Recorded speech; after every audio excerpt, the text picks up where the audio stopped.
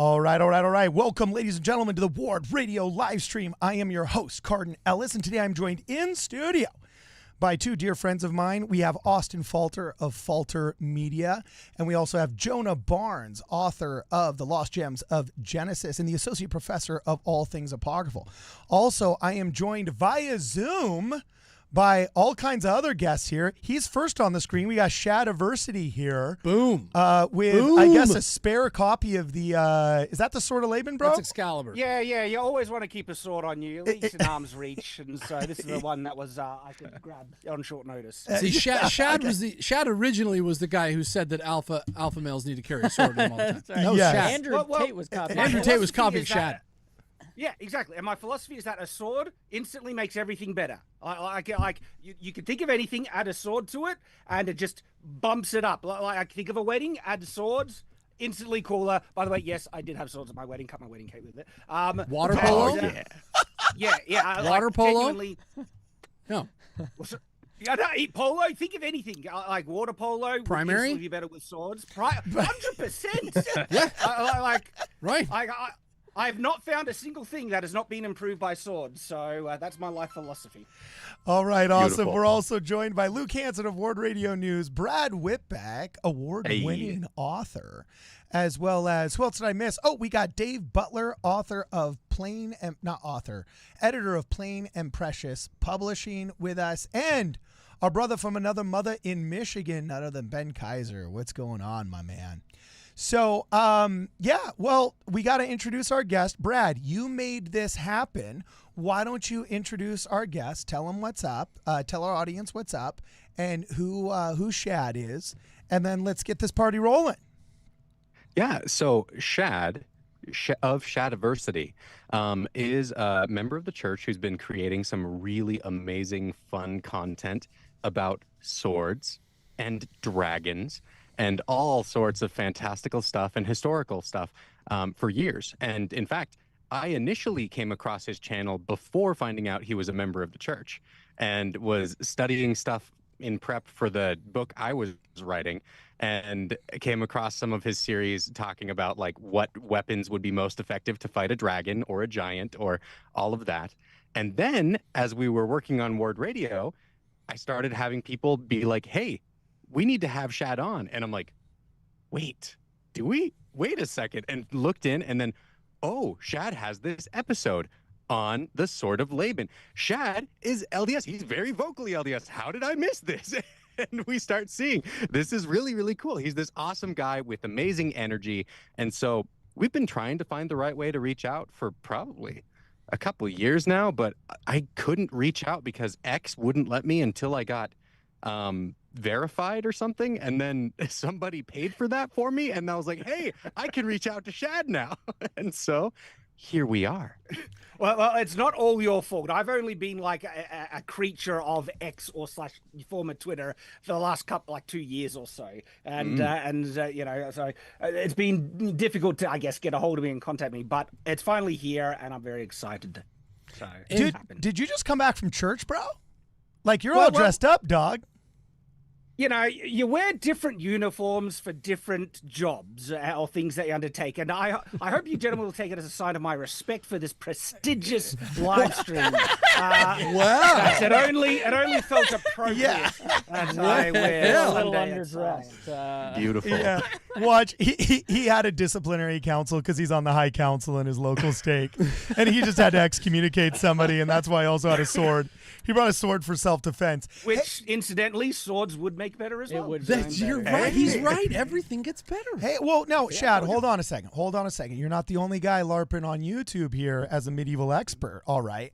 I would say you're doing it better than most, but apparently, according to who's the other guy, the Englishman, who's the bald Englishman that's always redesigning medieval weapons? Oh, come on. I can't remember the name of his channel. Are you thinking Lindy Beige? I don't remember, but apparently the spear has been the most effective weapon of all time, not a sword, right?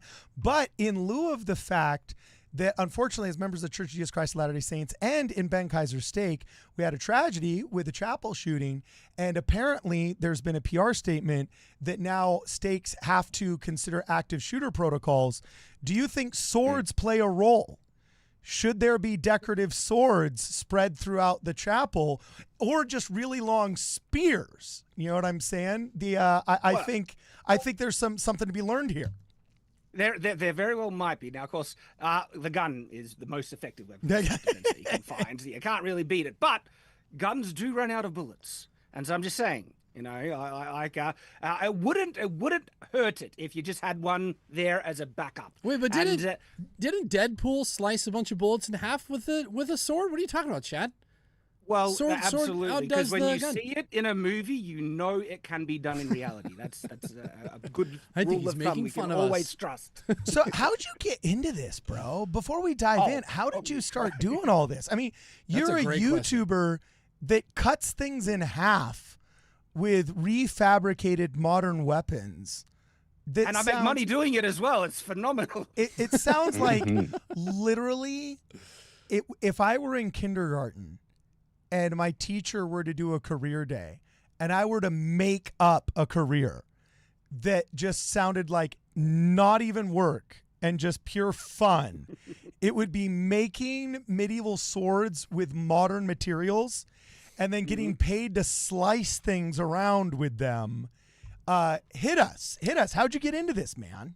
Oh, I've been obsessed with swords my whole life. I've always thought they were the coolest things ever. And no joke, as a kid, I would make, wooden swords in my backyard since I was like, I don't know, 5 years old, going around, hitting trees, fighting with my brothers and getting injured and all that stuff. And I always was obsessed with them. And then that led me to getting interested in the media where they come from, and so one of my all-time favorite movies as a kid was Robin Hood, Prince of Thieves. Oh yeah, and that also got me into archery, and the obsession grew because I thought they were so cool. Then I wanted to know about them. How are they used? Where do they come from? What's the correct ways you refer? What are their names? What were they called? And oh boy, it was a tragic experience when I found out Dungeons and Dragons lied to me so profusely. They called a one-handed arming sword a long sword. Are you kidding me? That's I was betrayed by D&D when I actually started to learn about these things, which only led me to wanting to know more. And that goes onto a lifelong rabbit hole of, okay, well, what kind of context they fit in historically, and under what conditions were you allowed to wear or use them, where the restrictions are, and by how to use them has been just a heck of a lot of fun my whole life. You're learning how to, fight with a sword. Not exactly an employable skill. Well, actually, for me, it is now, so that paid off, I guess. But learning how to use swords is great fun, and everything just kind of snowballed from there. So it's just one of those. So, okay, while we're on the topic, important, we have an expert here. So when the Sheriff of Nottingham uses the Sword of Locksley, the great sword, to chop in half, remember when he splits? Yeah. He splits his sword, and he throws the hilt at him? Is that legit or what? Well, it can be done under certain circumstances. We've been able to snap a couple of swords, and it really depends on the quality of the steel. If it has poor heat treating or tempering and stuff like that, it's not necessarily that one sword was sharp enough to chop through steel. That can never happen. But if a sword is strong enough, it can trigger a fatal break or a crack or a snap under huge amount of force. And if a sword was to snap under those conditions, it could very likely snap if it was hit with a really large club as well. And so having a finer point will, assist that to a certain extent. But the idea that there's this magical sword that can chop through anything, people have assumed the katana, which has been, and I love the katana, but it's been inflated in terms of how effective and, well made it is and things like that. There's no magical sword, magical steel. This goes with Wootz Damascus steel and everything like that, that can just dominate or destroy a well-made sword that is more so, made out of steel, right? If they're both well made, they're not going to be chopping through. Wow. So what's the gospel implication of that, right? That the double-edged sword, there is no magical sword that can just chop through anything. Yeah. Unless it's like a testimony? Laban's head. Right? Yes. So the symbology, sorry to jump no. because Keep talking. The symbology of the sword in scripture is always fascinating to me because I love both of those things. And yeah, it is really interesting how the word of God is often compared to a two-edged sword that is sharp enough to divide asunder, both flesh and sinew and things like that. We're referencing, how powerful the word of God is. I also find it really interesting that the spirit is compared to the sword. When you look at the armor of God, and out of all the components of it, the one that is actually used for offense, that can actually fight back and strike back, is the spirit, and that is compared to the sword of the spirit. And so I also find it really interesting that there is a symbology about that we can be instruments in the Lord's hand as well, and that in that sense, like there's a scripture in I think the Old Testament where God compared one of his prophets to his battle axe, and so Whoa. like, we can consider ourselves as God's weapons on earth fighting back against evil. Now, that's not to be a credit unto us because the sword is the tool in the master's hand. It's the master that is, achieving all these things. But you need to be a worthy, instrument for him to be wanting to utilize you to achieve his will. And so that is the onus upon us to be worthy and to live the gospel and to be ready for the Lord to take us up and wield us to achieve his will. So. Wow, I was totally kidding, but he has a whole sermon prepared Can on I the skip sword of the Elder's gospel. Quorum now? That was Like, amazing. Dude, yeah. Dude, I love that. I like the implications that we need to be well balanced and sharp as well. Oh, yes. That's really good. Yeah, There's also very an old good. Jewish Well, tradition that the appearance of swords in the Tanakh is really a reference to secret words or words of power, and so the sword of Moses or the sword of Goliath or whatever appearing in the text are actually kinds of flags to the discreetly informed seeker to know where to find words that can be used to perform great acts of prayer. Dave's giving off great and powerful Oz vibes right now. Yeah, I was gonna say that was Yeah. pretty It's a profound, bro. Floating head. And jumping on like the kind of symbology that if you really want to dive into it, yeah, there's a lot of really good kind of metaphors that you can draw from it. Just like, the way that swords are made, that like to make a good sword that is worthy to be used by a master, it needs to go through a lot of punishment to be, forged and shaped correctly.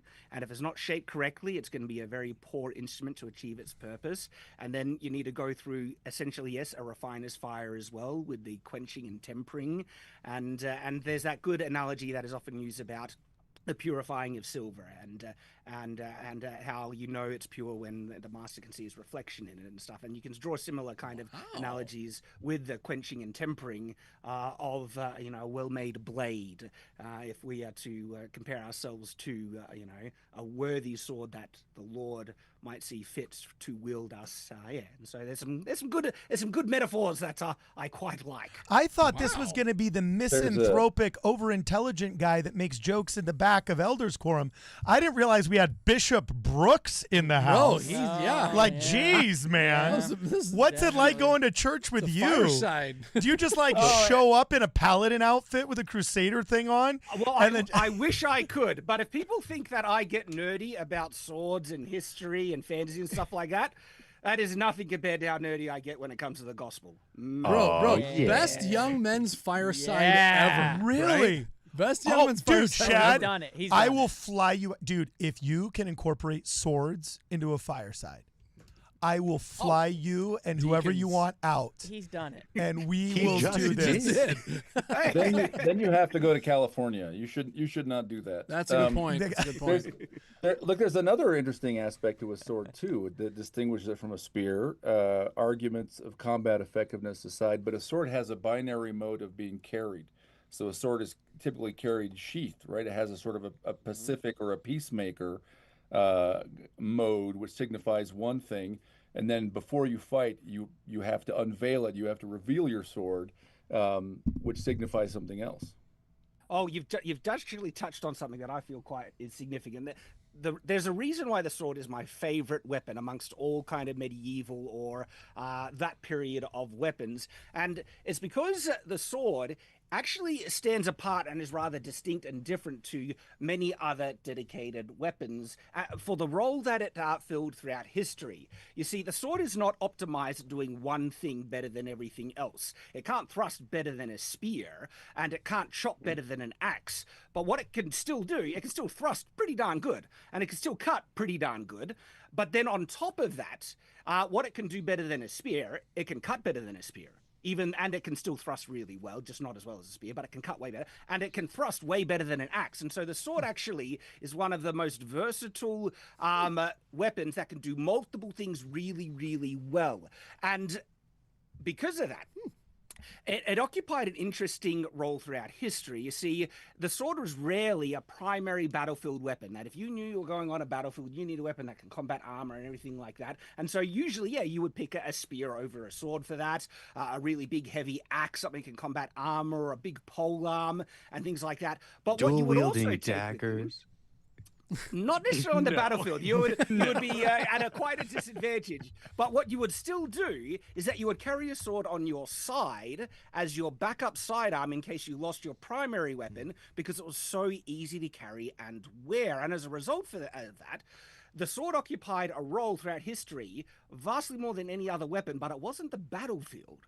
It was for personal self-defense. When it came to the weapon that you would carry just with you for your normal everyday life, it was more often the sword than any other weapon throughout history, because it was so convenient, easy to wear. But on top of that, it was also really versatile. When you don't know what enemies or challenges that you're going to face in the future, you want to pick something that can cover all the bases. But if you knew your opponent and is going to be wearing this type of armor, wearing those type of, using these type of weapons, well, yeah, a spear would be really good against that, I'll take. But you don't know that. And so the weapon that's going to cover you most well and protect your bases and kind of have your back, because it's so versatile, is the sword. And what's interesting as a result of that, I look at and I find the sword has been regarded throughout history to have this more noble quality above other weapons, because it's been the weapon primarily used to protect people more often than it was used, necessarily to murder people in an evil way.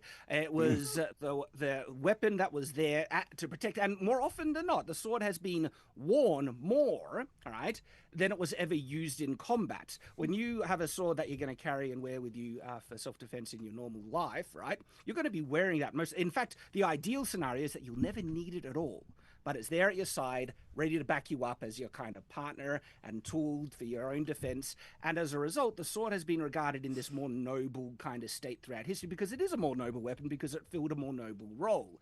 And as a result of that, people also would wear it as a status symbol, as a symbol of authority and justice and things like that. You look at Lady Justice, and what is she kind of holding usually? And there's a lot of kind of roles that the sword has filled symbolically in a more noble kind of position. And all those reasons is why I just love the sword, because of all the things that I've just talked about. It is a more noble weapon. It is more versatile. It is more well-suited to protect your own life and be there as your backup and all those things. And it just looks awesome. And it looks How awesome. often do you talk open about carry a sword? Oh, wait, hold on. Austin, you had a question. Hit me. Shad, I just want to know how often you open carry a sword. Yeah, around. is it concealed carry in Do you need Australia? it? Is it It was in open Australia. carry? Like, Unfortunately, Australia does not allow me to openly carry a sword. I wish I could. That would be very wait, good. they seriously But, have laws against like swords in public? Oh yeah, absolutely. Well, I'm in one of the most strictest states in Australia, which is Victoria, and they are quite strict. There are exemptions with the restrictions to allow me to own and use swords in many different capacities. Can't you say like I'm but, handicapped? I need it because I'm vulnerable to thieves in public or something. It's a therapy sword. Now, That's- what? Now, It's not an exception. this might be a random question. Shad, do you know what do Sikhs do in Victoria? Ooh. Right, they have So a there ceremonial is- dagger. There is actually a religious exemption for Sikhs and people using Bro, swords we're for- religious exemption. Come on, But you I- could sell but that. Really, That's hold why on. if we can incorporate swords into our religious ordinances, Done. Dude, done. Hold on. They got used to this. be involved Scripture in some versions notes. of the temple ceremony. Scripturenotes.com. Cardin's got the receipts. Besides being the coolest way of reading your scriptures online, there, online read, you know what I'm saying? They got a cool AI engine. Guess, I don't know if you've ever looked this up, Shad. Do you know how many verses mention swords in the Bible or in the standard works? I actually don't, but I can imagine that it's actually a decent number because. So there's 59 verses. Oh. 59 verses. Yeah. I'll give $100 to the charity of your choice if you can name this verse. All right, I'm just choosing one randomly. This one's just a warm up, and this one's easy, so this one doesn't count. It's a test, Chad. All you have to do is name the book. You don't have to name the verse, and you don't have to name just the book. What book is it in? You know, Genesis, Exodus, Leviticus, Numbers, Deuteronomy, so on and so forth. And he shall judge among nations, and shall rebuke many people, and they shall beat their swords into plowshares, and their spears into pruning hooks. This one's easy. Yeah, that sounds like Isaiah. Boom. Okay, cool. Good. Boom. Good. So you got the first one right. The warm-up's right. Okay. So I'm going on to the next one. The very first one, actually, I thought was really interesting. This one's going to be a little bit tough. Now, there was no smith found throughout all the land of Israel, for the Philistines said, lest the Hebrews make them swords or spears. So the Philistines outlawed blacksmiths, lest the Hebrews would make them swords and spears. Like Victoria. They're like the Philistines. Who he's thinking? I have to take a stab in the dark here. Gosh. No pun intended. Would you like to poll the audience? No pun intended. Because I would say it's one of the latter books, if you divide the books of the Old Testament in two halves, it'll be in the latter half. I'm saying because it sounds like this is after the Israelite captivity, and so around the time of Daniel. I have no clue. Maybe Dave might know. That'd be first Samuel, right? Oh my gosh, he got it right. Dave is right. Shut up. No, Shad said it. Man. The Philistines are David's foes. You can't shake the Shad. You can't shake the Shad. You can't shake the Shad. No way, he just man. scored. Yeah, look at that. He just literally just So scored. I got it, Samuel. Yeah. So I'm coming to the top right here. All right, here it is. Right in front of your eyes. It's the Old Testament. 1 Samuel 13:19 is apparently the first reference to swords. Now there was no smith found throughout all the land of Israel, for the Philistines said, lest the Hebrews make them swords or spears. I'm just impressed that you were able to deduce that. Just deduce that. Like you just sat there, he's like, well, you know, there was the time when they came through the mountains of Gilgor. Like, it's like, you're like, holy smoke. That was freaking rad. My Australian accent sucks. So okay, so Shad, but also, you're like an author. You're like a super author. How many books have you written? Only one, so not a serious. I'm working on my next one. Well, look, all right. Let me. I wrote several books in learning how to write, but those are not worthy of publication. And my debut novel, Shad the Conqueror, has done very well. I'm very happy with it, and many people have enjoyed it quite a lot. And I am currently working very hard on my next novel, which is a new series in a new universe, medieval fantasy, and that one. It's turning out. I'm very excited for it. It's already bigger than my previous novel, Shad the Conqueror. It's well past 200,000 words at the moment, and so it's going to be a nice, chunky, big boy. But it's not done yet. It's not done yet. Now you ran into some controversy. Did you run into with Shadow of the Conqueror? Because it's realism, right? Was that what it was? Yes. Well, I don't shy away from approaching mature subject matter, and the concept behind Shad the Conqueror is the idea of what would happen if a former tyrannical emperor of a fantasy world, like the worst of the worst guy in their history, right, had an actual genuine change of heart and wanted to try and continue to live the rest of his life as a type of penance to try and not like he doesn't believe he can ever make up or fix the horrible atrocities he committed, but to bring some measure of light to the world that he had already flooded in darkness. Now, with that approach, I decided, well, I'm not going to pull any punches when I, write this guy's history about how, and so it was a bit of a intriguing for me character study about how, because at his core, I wanted this character to have good intentions. His intentions, and he does like originally he had this noble spirit, right? And how could someone with good intentions and a noble spirit not only go astray, but go the most astray you could possibly, to the point of, you know, committing genocides. And then I looked to history as my kind of point of reference to see how far certain, you know, leaders in the past have gone with many different human failings. And it's not just, failings in how you run a government, and but then there's also failings in warfare and atrocities committed there. Who's an example?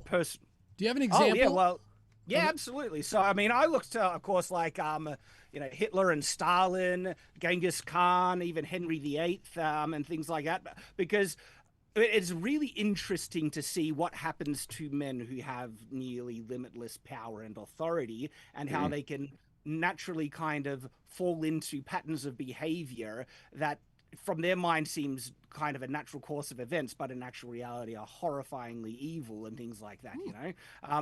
And what's interesting, right? So the character ends up doing and this is all like the pre-part of the book. It's not even in the book. This is like the history behind and build up, and all the horrible, evil things that he did commit do not actually equal the extents that the real historical figures took them to, except for maybe one. There's one that if you count the numbers, actually I think. Because when it comes to the amount of people that died in the wars he waged and stuff like that, it's in the millions, and I haven't actually compared that to some of the largest losses of life throughout human conflicts, but that might be bigger or it might be less. But like in terms of, you know, the other types of abuse, because like I said, I didn't pull any punches. I wanted to see, all right, what would a person do and fall into if they had this unfettered kind of, you know, authority and power and resources and all that stuff, who lost their complete moral compass. And so like I said, I don't shy away. So I also explore how he falls into abuses of pleasure, which includes food and sex and things like that. And it's really interesting to see how carbohydrates. Yeah, mostly bread. Yeah, definitely bread, Jonah. But holy crap, if you look to Genghis Khan and how many women Genghis Khan were basically coerced into his bed and stuff like that, it's kind of mind-boggling, right? And I also think it's interesting, you know, the relationships that Henry VIII kind of went through as well, and his approach to women and relationships and stuff. And as a result, you know, I had this character go down a dark path, and he does, like, what he did was not as bad as Genghis Khan, but it was still really, really bad, of course. And as a result, I don't, and as I said, I don't shy away from those things. And throughout the course of the story, he is confronted with the fallout of all of his crimes that he has committed in the past. He runs into victims of his past crimes as well. And as a result, the book does go to some dark places and is very confronting for some people. So confronting to some people that they find it too unpalatable to be able to get through. Most people have really enjoyed the book, of course. So it was a difficult kind of needle to thread with the execution of it, because I knew you're not going to please everyone. It's got tons of great reviews. It's got many great reviews. Yes, and that's quite encouraging and validating. That like the overall review, you know, reception of the book is hugely positive. And so, but if you look at some of the 1-star reviews, they're all like, "This is like the worst character I've ever written. I can't believe how could you even conceive writing such a person?" Well, but isn't that and I would say one thing that's writer? going on with it. I feel like this is the first book of several, and we haven't gone all the way through this guy's redemption arc, right? So it's like, yeah, of course, we're finding out how bad the dude is, but we haven't completed anything here. So I think, I personally, when I read it, I'm like, I'm not going to judge where he's at right here in the beginning of this arc. But I thought it was great. And actually, Carden, if you can, in the Discord, I have fan art of Dalen the Conqueror that my wife did.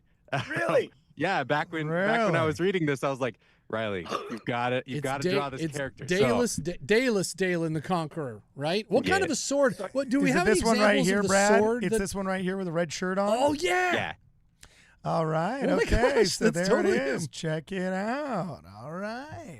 rock on. Look at that sword. Look at that sword. What a fantastical sword. Surely there's nothing in the real world that can approach can't that see coolness of a sword. What do I need to look at to see this? Oh, it's on the okay. Oh, Let me- yeah, I'll you're just all the way in message us. it to you on X. Yeah, what was I was going to say? You got to look on the YouTube channel. We didn't have a chance. We didn't have a chance to give him access. Oh, I'm to our seeing it on the Discord. YouTube. Yeah. Oh, that is wicked. I love it. Yeah. And this is one of the most flattering kind of things that an author can really receive in my mind. Where someone, if they, either are interested in the book enough to actually devote their time to depict and the characters that you make, that is the biggest compliment you can receive. That is just... I was like, I want to get the dueling gauntlet put together because I loved the world building you had around that. That was so freaking cool. Yep. But I was like, I don't know if I know how to accurately describe that to my wife to draw. So we're just gonna go with that. We're gonna go with Dalen from the cover of the book instead. How old would a reader have to be, do you think, Shad, to... Oh, well...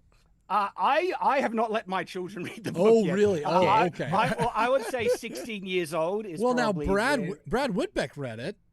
Do you think Austin Falter could handle it? But, You think I? look, because Make it the deals cut. with very mature, subject matter, rape and murder and genocide and things like that. The good and stuff. So, yeah. Well, Yeah, but consider, well, so my kids go to public schools, so that's like a Tuesday. Well, exactly. It's like, I would leave it up to the parents to decide. Yeah, hey. Obviously. Dude, I'm one of those California Jack Mormons. Apparently, once you cross the ocean and make it to Australia, that's just like the Jack Mormons of the Jack Mormons. They're writing books about this, man. Oh, well, I should also mention it has very graphic violence as well, because again, he was a former tyrannical emperor. He has inclinations and tendencies that have been imprinted and trained on his reflexes for a lifelong. And so, yes, there is an impaling in the book, and a couple of other things. Like I said, I don't shy away from that type of stuff, and as a result, it's a mature book. Sounds awesome, actually.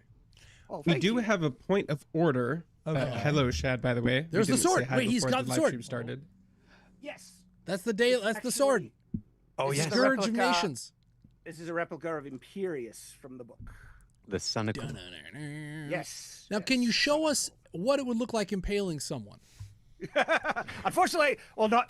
Let's say, fortunately, I can't do that because this one is a LARP safe one, and so it's actually foam, and it's made by one of the better LARP, weapon makers in the world. It's really cool. Oh A nice. LARP safing sword. Lord save A soul. One of the LARP best in the world, LARPing Carden. safe One of the sword. best in the world. I have never heard that phrase before, but feel so enriched. Okay, we're gonna have to read some super chats here briefly, And and then then Did Luke have a? He was Oh, about to say Luke. something, and Oh, I cut him yes. off so rudely. Yes, we did have a small point of order that we actually did not read the first sword instance in the Bible yet. oh, okay, That one then wasn't the it. $100 to your Genesis- favorite charity, it's done. It's actually Sorry, bro. Genesis No, I'm just kidding. 3:23. Oh well, it would be cherubim and a flaming sword. Yeah. Hey, the $100 is back. Yeah. Why didn't Redeemed instantly. Yeah. Why didn't Scripture Notes get that? Cherubim and a flaming sword. Or maybe it's because I put in swords. Oh, and rookie move. Yeah. And I find that is a very interesting choice of words to choose that cherubim and a flaming sword, because if you think about what the sword symbolically represents in Scripture, that is the word of God, a flaming sword seems to imply that it might be very special words that are being placed to guard the way of the tree of life. It's an interesting. Well, I guess fire is kind of the same as a sword, right? It's a tool and defensive while also being an offensive. Well, it seems like you're weapon. suggesting something here, Shad. Are you thinking there's specific phraseology that's there might be if the cherubim, which is an angel, is holding a flaming sword to bar your way towards the tree of life, I would tend to interpret that as being a bit symbolic, and not necessarily literal. Now, well, it very well could be. I never discount that. I could be happy with either one. But if it is a symbolic choice of words, that flaming sword, if we look at what flaming sword might represent or mean, again, sword is often used as the word of God, symbology there.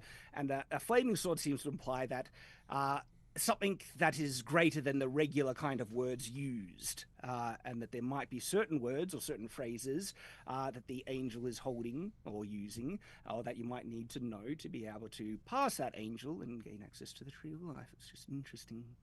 I see. I Oh, see what you're yeah. doing there, bro. I see what you're doing. And remember, there. Joseph Smith commented during the first vision at one point. He said, "I thought the forest was on fire, but nothing was consumed. He mistook flames for the glory of God." It's a like the burning bush. First vision could have been a little better with swords.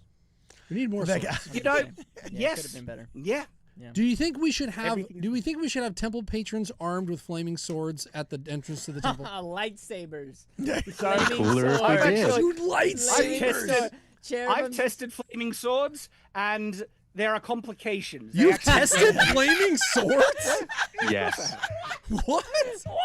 when it comes to doing stupid things with swords, I've done most. Of I've done it all. I've never thought I'd hear that sentence. Okay, you know, bro. I've tested Before flaming we go to swords. these super chats, I got one question. Like, what's it like being a content creator with millions of subs and being a member of the church simultaneously? Do you feel your membership enriches? Do you ever feel like it holds you back? Do you ever like how does your content creation intersect with your status as an active member of the Church of Jesus Christ of Latter-day Saints? Well, the first thing is that I've never, ever gone out of my way to try and hide the fact that I'm a member. And if something comes up naturally in the course of a video or something like that that actually, dovetails or connects to my membership in the church, I happily kind of mention it. But I don't use it to try and, Like evangelize. repurpose the channel, because the channel has a specific kind of theme to it.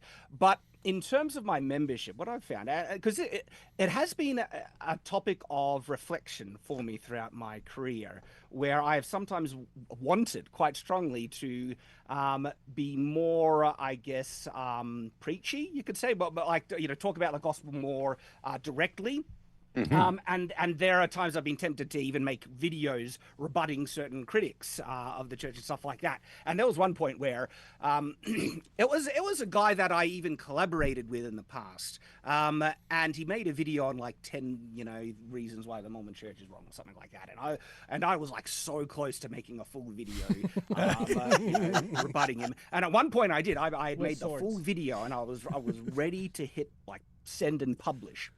Right, and I got a very strong prompting in the spirit to not do that, and in multiple times where I've kind of wanted to be, redirect the direction of what I do online in a more active way,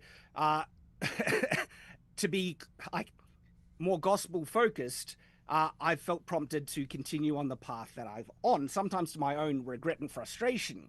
And I do feel like I have some answers as to why the Lord has wanted me to continue on the path that I'm on. One, I'm not sure how good of a job I could do. I think you gentlemen are filling the role that I've kind of been tempted to want to do far better than I could. See, when the I only spirit when the spirit tells us to calm down, we just ignore those promptings. Yeah, we just ignore them. we're the sacrificial lambs. Yeah. That's my secret. I'm always angry. I only have so much time and also energy and health to be able to do certain things. And I also, it feels like the Lord has wanted me to continue what I do, because it has put me in an interesting position where I've been able to reach certain communities and represent the church in such a way of being just, this is what an active member of the church is. We're not crazy. We're not, religious zealots who, are wielding the pitchforks and everything like that. And Speak it really for feels yourself. Like the Lord, A pitchfork you can't slice with a pitchfork. That's a terrible Use weapon. a sword. They are sort What of are you talking about? But it feels like the Lord has wanted me to just be an example of a member of the church. And as a result, I have been quite blessed in reaching people that might not have been really open to even hearing about the Church of Jesus Christ of Latter-day Saints, and getting softened a bit more by the fact that they get to interact and see me as, is a normal guy. Not only that, it was actually funny when it wasn't long after I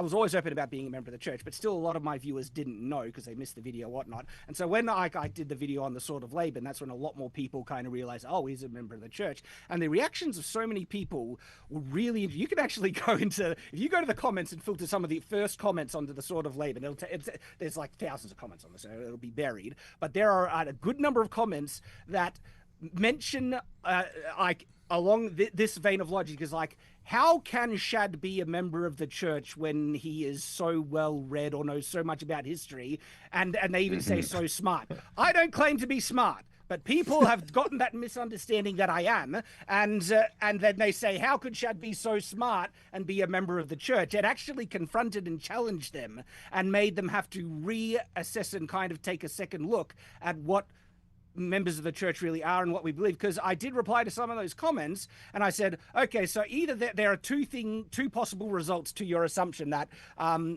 either I am nowhere near as smart as you think, which is honestly a very real possibility, or perhaps your understanding of the church is completely incorrect, and that it does make complete logical sense that a rational person is able to embrace it and believe it with all their heart. Bingo. And that's the kind of thing that I think I've more been able to, I guess, do, and the role that the Lord has wanted me to fill throughout my career on making content creation. And it's just to be an example of a faithful member of the church, that we are mostly normal people. We are very weird, but we're a peculiar people in the best possible way. But also we are approachable. We're more than happy to be friends. And as a result, I have presence in great communities. I'm a co-host on Friday Night Tights with Gary Beekler of Nerdrotic, and these are, man, I love these guys so much. These are genuinely some really, really good people, and I don't know if their hearts will ever be open to the gospel. I don't try and push it because they're very much of the, look, I'm living my life, not interested, and so I think if I pushed it, that would push them away, honestly. And so I'm just here. As soon as you're interested, I will happily answer all your questions, but until that time, I'm going to be your friend and love them, because these are great people. They really, really are really good people. If you want to see an example of some, like, they're very worldly. Don't get me wrong, they're all worldly as you can imagine, right? But they're some of the best kind of worldly people you can find. It's just a pleasure to be part of these groups, and I do have that opportunity to be part of those communities, and that's kind of how I guess how my church membership fits in with my role and of being a content creator online for so long now. Next time you've do a live stream, what? Go, Luke. You've got to tell us about when you went on with them on Friday Night Tights. It was a Book of Mormon episode, right? Where you told them all, like, you got to tell us the behind the scenes of that. Did you see the episode that we did? That episode we were was like, amazing. wow, this is so cool. Yeah.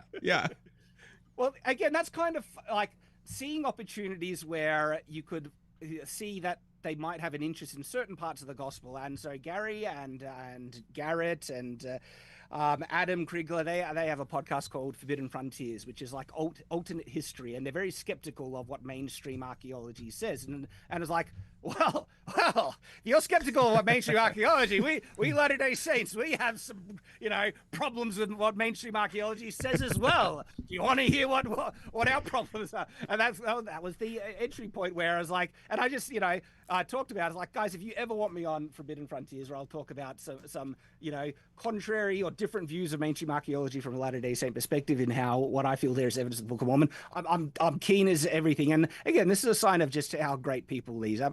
They were completely open to it and interested and happy to do it. And we had a great time talking about it. And that's kind of just how that happened. Yeah. It was a great example So cool. of, like, telling somebody what they're interested in instead of telling somebody what you think they need to be interested in. Because it didn't go into, like, baptisms for the dead that much, or, like, here's the plan of salvation that God has for you. It's like, oh, you're into, like, weird, not mainstream archaeology stuff? Oh boy, like, my religion's got something to tell you about that. So it was cool seeing that. Okay, so bro, I got to read these super chats, and then I'm going to ask you what you think the most overlooked aspect of of archaeology is. I know you said that you're a stand for the gospel, and as excited as you are about swords, you're even more excited about the gospel. I'd be curious what kind of deep doctrine-y things or what kind of insights you feel are the most overlooked in the church from your perspective in your career. That's a rabbit hole. You got to be careful when you get into that. We're going to dig out that rabbit hole with the biggest sword you have. You know what, Ben, can you do me a favor, bro? Can you be the keeper of the chats? Do you want to read all the chats and just catch us up on chats? I've got them set right here, Cardin. You got them? Okay, hit us with the chats. So Steve Diamond starts off with, man, Shad gets to learn what temple rocks are today. Can we get temple rocks and more books? Brad, Dad and I are almost done with book 2, and he adores it. All right. That's awesome. So Shad, there's a guy in our chat that always talks about temple rocks. And Cardin, we want to give him the basic rundown of the basically temple when the rocks of Philadelphia Steve temple Diamond. was getting rebuilt, they were able to take up a bunch of the parts of the foundation. And kind of like when you go to the Berlin Wall and you can buy a piece of the Berlin Wall, you know, he's got parts of the original temple foundation, they're temple rocks, and he's a super generous member that is like literally always giving us super chats, and he's pretty rad. And to this day, we have an open invitation to go there, and we got to make it happen, and we will. It's just not quite yet, but we're gonna. BK, hit me with BK, Brad. So Shad on Ward Radio, this is my favorite crossover. Yeah, ours too. Shad finally made it. You know, he finally made it. Absolutely. Yes. And Good for you, I hope Shad. to come back many times into the We future, reviewed gentlemen. his so- application 4 or 5 times. It just Yeah, wasn't, it's you know he's been trying a long time. Actually, to get on. it's He's very grown interesting. enough. We mentioned that, but I tried to contact Shad like 3 or 4 years ago, and even then, it's impossible. Like, how to meander through the 17 different platforms? Yeah. Like, I found out like 3 months later, Dallas Jenkins was trying to get a hold of me. You know, after the fact, it's like, oh my gosh, I would have interviewed the director of The Chosen that day if I just would have known. You know, it's one of the biggest, like, the internet is such a blessing because you don't have to go through the typical legacy channels in order to get big followings and you know, actually touch a lot of people's hearts and get out there. But also managing the correspondence, like it's nearly impossible. Like it's so Byzantine that just, I don't know. It's one of the only frustrations I have as a content creator is just filtering through all of that muck, you know. And we're Latter-day Saints. You'd think that even as members of the church, there'd be like 3 degrees of Shad Brooks or something. That I mean, it's a small world inside the church. Like everybody knows each other, right? Yeah, dude. Yeah, you probably know someone I served a mission with. Or Undoubtedly, undoubtedly, somebody. All right, next super chat. Hit it. Speaking of, Alicia Brown says, Aussie, Aussie, Aussie. She is also an Aussie, I think. She is our gem. She's a moderator on our Discord. If anybody wants to go check out our Discord, wardradio.com in the top right corner, you can join the Discord. It's a great community there, and Alicia is the tiger mom of our Discord. Wait, but something's going on. She said, Aussie, And Aussie, she Aussie. says Shad knows what to Shad do. knows what to LOL. do. Oh, What are you supposed to do, Oi, bro? oi, oi. That's the answer. Oi, oi, oi. Yeah. I'm digging. Okay, Ken K. Hit us with Ken K's, Brad. Ken K says, Shad, what do you think about the theory that the sword of Laban was an heirloom going back to Joseph in Egypt? Could steel manufacture go that far back? That's interesting. It is possible. There are finds of steel as early as even 2000 BC. Okay, the earliest because well, here's the thing, right? I mean that's the Middle Kingdom.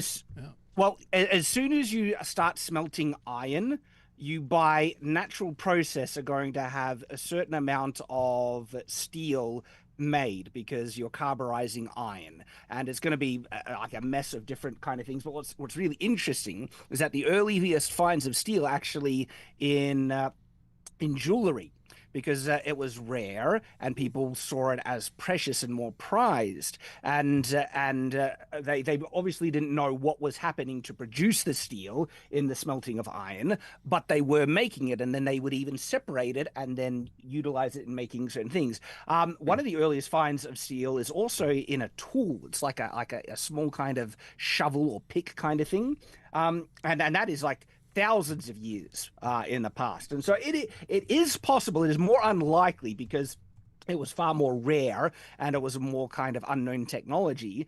But the fact that the early kind of human civilizations knew how to use steel in the time of Nephi. That's beyond any doubt, because we have the Vera Jericho sword, which was an archaeological find of a big 1 meter sword in Vera Jericho that dates to 600 BC, and it's made specifically out of steel. And it's actually, I did a whole video on the Vera Jericho sword as well, because that was the foundation of my study into what the sword of Laban would have looked like, because it's the closest archaeological point of reference. Have you seen we the have sword? a picture in the Discord, Carden, if you want to pull that up, Yeah. Okay, so I got of Shad's theory on the sword of Laban. And Shad is right. The oldest evidence of steel production comes from archaeological excavations in Anatolia, or Turkey, from as early as 1800 BC, which is right around Joseph of Egypt's time. So, yeah. And now, to give this person some hope, maybe, this is something I wanted to talk to you about as well, Shad. There's an interesting thing about lone shifts in the Bible and in the Book of Mormon, and how if they are the same, there are times where there is bronze weaponry in the Bible that is referred to as steel. And so, if that same kind of thing happened in the Book of Mormon, there is the potential that the sword of Laban could have been a wicked, awesome khopesh that was handed down from Joseph of Egypt. And Brad really it's wants not- it to be a khopesh. He just really wants it to be a khopesh. It would be so cool. Well, there is actually some validity to this, because if this is an heirloom that is passed down, okay, and actually being used in combat, it is going to get damaged and worn down, and repairs are going to be needed. And what would have very likely happened is that if people are intent of keeping this in a workable state and wanting to pass down, there's going to come a point where they would have had to have replaced the entire blade at certain times, and then maybe replace the entire hilt. And the state that the sword was in at the time when, if it was, say, passed down, from Joseph to Laban, the sword could actually look completely different to what it was when it was originally made, where it could have been made from a different material, different thing. Because that's also how I look at it, how the sword of Laban might have looked by the end of the Book of Mormon is very likely, because we know the sword of Laban was used in battle by the Nephites, and as a result, repairs would have had to have been done. And it is very likely that the sword of Laban at the end of the Book of Mormon record actually might have looked quite different from the sword of Laban that Nephi had, if they had to repair the blade, repair the handle, or things like that. And it very well might be a completely different sword in terms of the material it's made out of, but it's this gradual kind of, process. And it's an interesting thought. Well, The blade so of cool. Theseus, if you will. Yeah, well, we also Yes, got to yes. give credit to the guy that kind of basically discovered that provenance. You guys remember where this all comes from, right? Don Bradley? That's Don Bradley in The Lost 116 Pages. Shad, have you ever read Don Bradley's book, The Lost 116 Pages? No, I have not. Okay, I'm going to send I think I still got a signed It's copy good. up here. It's so good. I'm going to send you what Don Bradley did. Are you familiar with Don Bradley? Have you heard his name on I've a heard program of him. before? I've heard of him. Okay, yeah. So Don Bradley, arguably right now the #1 historian in the church, was inactive for a very long time, even had his records removed. While doing research for Brian Hale's book, he realized, oh my gosh, my preconceived notions about Joseph Smith being a charlatan and being religiously insincere are actually totally incorrect. I'm wrong. And he got rebaptized. And when he got rebaptized, kind of like his magnum opus has been a book called The Lost 116 Pages, where basically he discovers a bunch of primary sources written or copied by people that interviewed or wrote down directly their memories of what was in the Lost 116 Pages. Because though the Lost 116 Pages were indeed lost, the pages were lost, but the memories of the people that had translated with Joseph Smith were not lost. One of them was incredible. Don Bradley found the minutes of the Springville Stakes Formational Stake Conference. And in that stake conference, one of the scribes of the Lost 116 Pages literally puts down his talk and says, I feel a spiritual impression to tell you what I remember about the contents of the Lost 116 Pages. And he gives this entire discourse on what was in the lost 116 pages that nobody knew about Nobody knew until Don Bradley finds it. He also finds a bunch of newspaper interviews where another one of the scribes that had been at least been able to read the manuscript, if I remember it correctly, spoke to a newspaper reporter, and he kept on mentioning the sword of Aaron instead of the sword of Laban.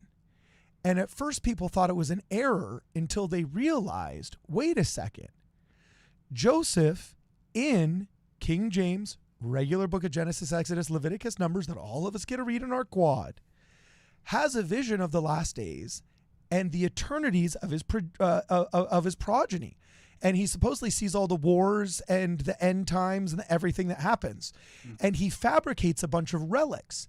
And who were the Josephites and what happened to ancient Hebrew relics? One of those relics was what? The sword that Joshua took in during the conquest of Canaan.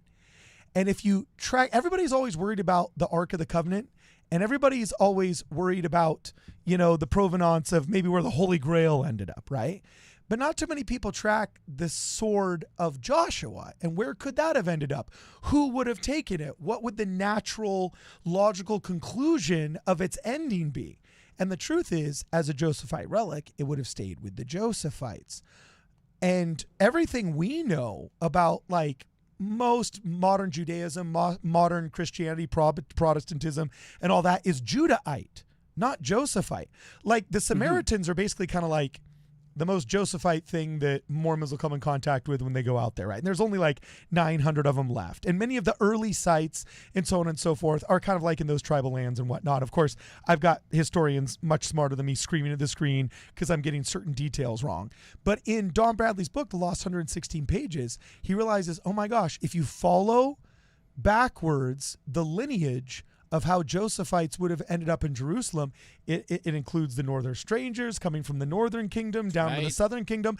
They probably brought their records with them, which would have been records absorbed into the standard body of the regular Jewish records. And they would say what? That Lehi was a descendant of Manasseh, the eldest Manasseh, son of the eldest. So he was a Josephite, and it would have meant who would have carried that? Most likely a king. The kings were most likely firstborn. Usually there was a set of familiar or tribal relics that the king would pass down to his son, to his son, to his son, to his son. So it only makes perfect sense that if Joseph had a vision and he had his own ark built with his own bones that would get taken back into the Holy Land and so on and so forth, and one of those relics he had fabricated was a sword, it would have stayed in the Josephite tribe until it ended up in Jerusalem 600 BC. And it only got called the sword of Laban because Nephi took it from Laban. But it was understood to be the sword of Aaron. And it would have made sense also because the only way for them to make Damascus steel back then, which pre-Christian Damascus steel looks wild if it's been hand carbonized. That would have been what he picked up and saw and said, whoa, this is a fine workmanship. And it also answers another question. In Don Bradley's book, he points out that Nephi always talks about why if Moses could escape from, escape with the Jews from Egypt, why not us, right? Well, and the entire opening to this point, Carton, we had a super chat saying, given that the quality of the steel was evident to Nephi by sight alone, what are your thoughts on it being meteorite steel? The nickel and cobalt would give it a distinct color. Not to cut you off, though. Yeah, I don't necessarily think it was that steel. Yeah, I'll wrap this up quickly. Is that it would make sense? It would answer another question. Why was Nephi able to just put on some clothes and then go undetected? In all of the Richard Rich Nest family films, he alters his voice and talks like this. And I'm sorry, no matter how big Brad's t-shirt is or his hoodie is, I'm not going to be able to walk into his house and convince Riley, hey, Brad's home, Whereas if it was ceremonial clothing, that was worn during Passover, which would explain Lehi's theophany, would also explain why he referenced so often the Exodus of Moses and the Exodus of the Jews, then it would make total sense why a ceremonial sword would be held by the firstborn, also known as the king, and was probably garbed thick enough and large enough that upon holding that sword and holding the garb, somebody who wasn't the king could go undetected enough to go get the brass plates. So that's where the rabbit hole for me gets super thick. Your thoughts, Shad? So that is very, very intriguing, especially about the sort of Aaron aspect to this. Something as well that I find really interesting is Nephi's description of the sword of Laban when he, sees it for the first time. And he specifically says that it was made of the most precious steel, that is interesting. This wording is not by mistake or accident, because he didn't say the highest quality, the strongest. He said the most precious steel. And what we actually know from the archaeological evidence of that is that steel did exist, but it was rare. It would have been a far more prized kind of material. And if you had good quality steel, it would be particularly precious as a result. Now, I find it really interesting that critics, early critics of the Book of Mormon, said that Joseph Smith is full of it because they didn't know how to make steel back then, and is saying that the sword of Laban is steel, and they took that as a path to try and attack the Book of Mormon. And so the assumption was that they didn't even know how steel was made. And so the first thing is okay, then if Joseph Smith, made this up, how did he know that they did have steel in that period? But not only that, is the condition or the way it would have been regarded culturally, that it would have been prized as a very precious material on top of that. So something This that is the was classic considered an trajectory. anachronism becones an evidence for the Book of Mormon. All the time. This is Again. a classic trajectory. This is like the name Alma, right? Which was a risible name, a fictional name. Does he not understand that Alma is a woman's name? It's Latin until in the 1960s when Yigael Yadin is excavating the Judean caves with a bunch of archaeological remnants from the Bar Kokhba revolt, and he finds a deed which describes the ownership of land by Alma bin Yehuda, about whom we know almost nothing except that his name is Alma, he is a Jew, and he is a man, right? And that's it. That's all we know. And Yigael Yadin's transliteration, I got the book over here on my shelf, is ALMA. Quite straightforward, right? So, because we're on the topic, I have something pretty cool to share with you fine gentlemen. Hit us. So I made a video exploring what the sword of Laban would most likely have looked like, because it's been a pet peeve of mine.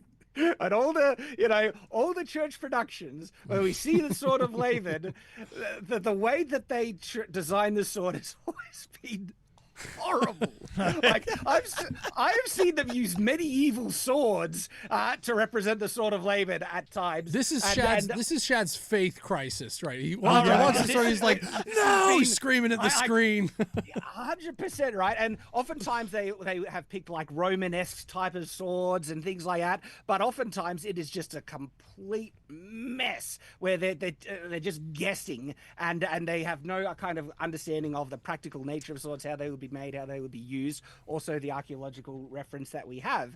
And so I did a big study on the Vera Jericho sword. I even reached out to the museum, and they answered after I did the video. So I would actually want to amend my design a little bit, because they sent me the official paper that is not available online on the Vera Jericho sword, and has all the information. It has actual detailed kind of drawings of what it looks like, and it is really intriguing. It has this prominent central ridge that goes to a fine, thrusting point. And because one of the interesting things about the Vera Jericho sword is, yes, it's made out of steel, but not all of it. In actual fact, the handle is made out of iron, and it has two kind of ridges on the center point of the blade to give it rigidity and strength, which are also iron.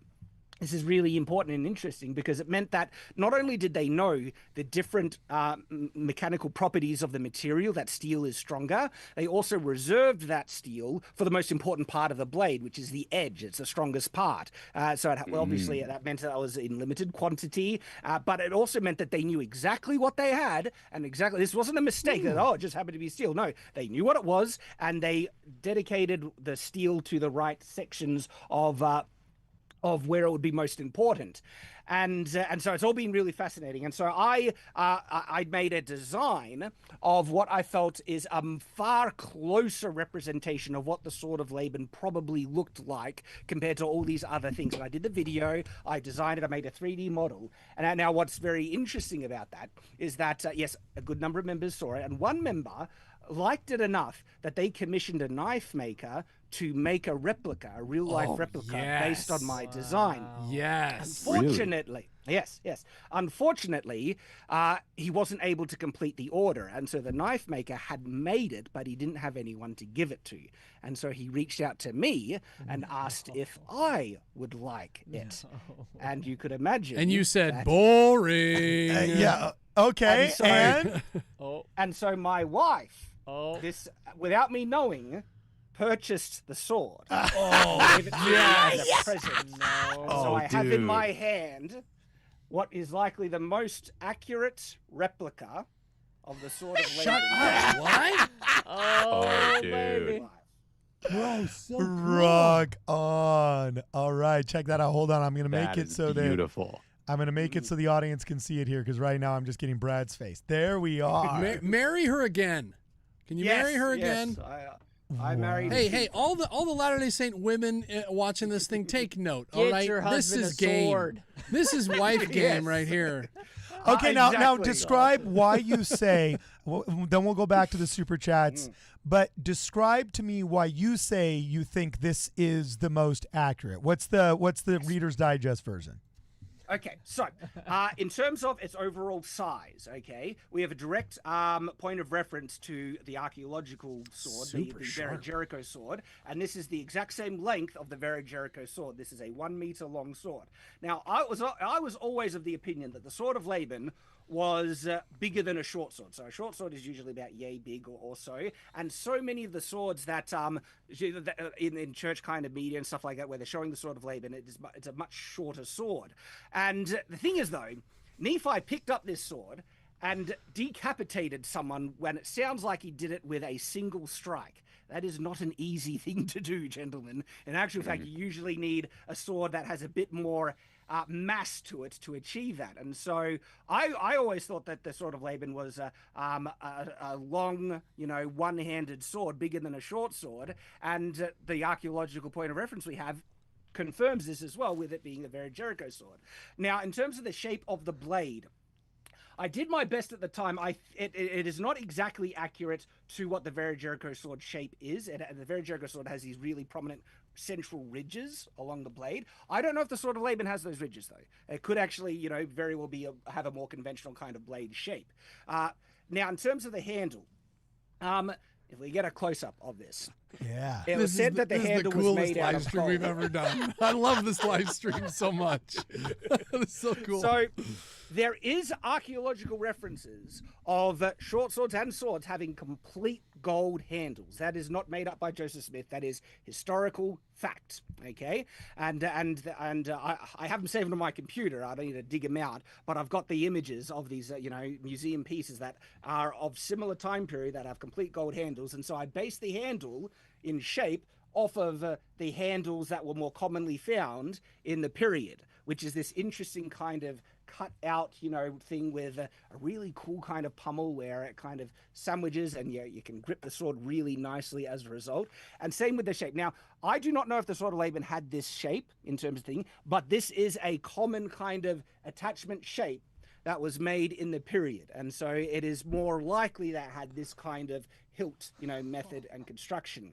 Now, it is my theory that Gold is not the best material to make a hilt out of. They did do it, and because it was prized, it was very, valuable and things like that. And so if you're going to make a handle out of gold, it's not going to be the entire hilt. It would be too heavy, and it's not the strongest material.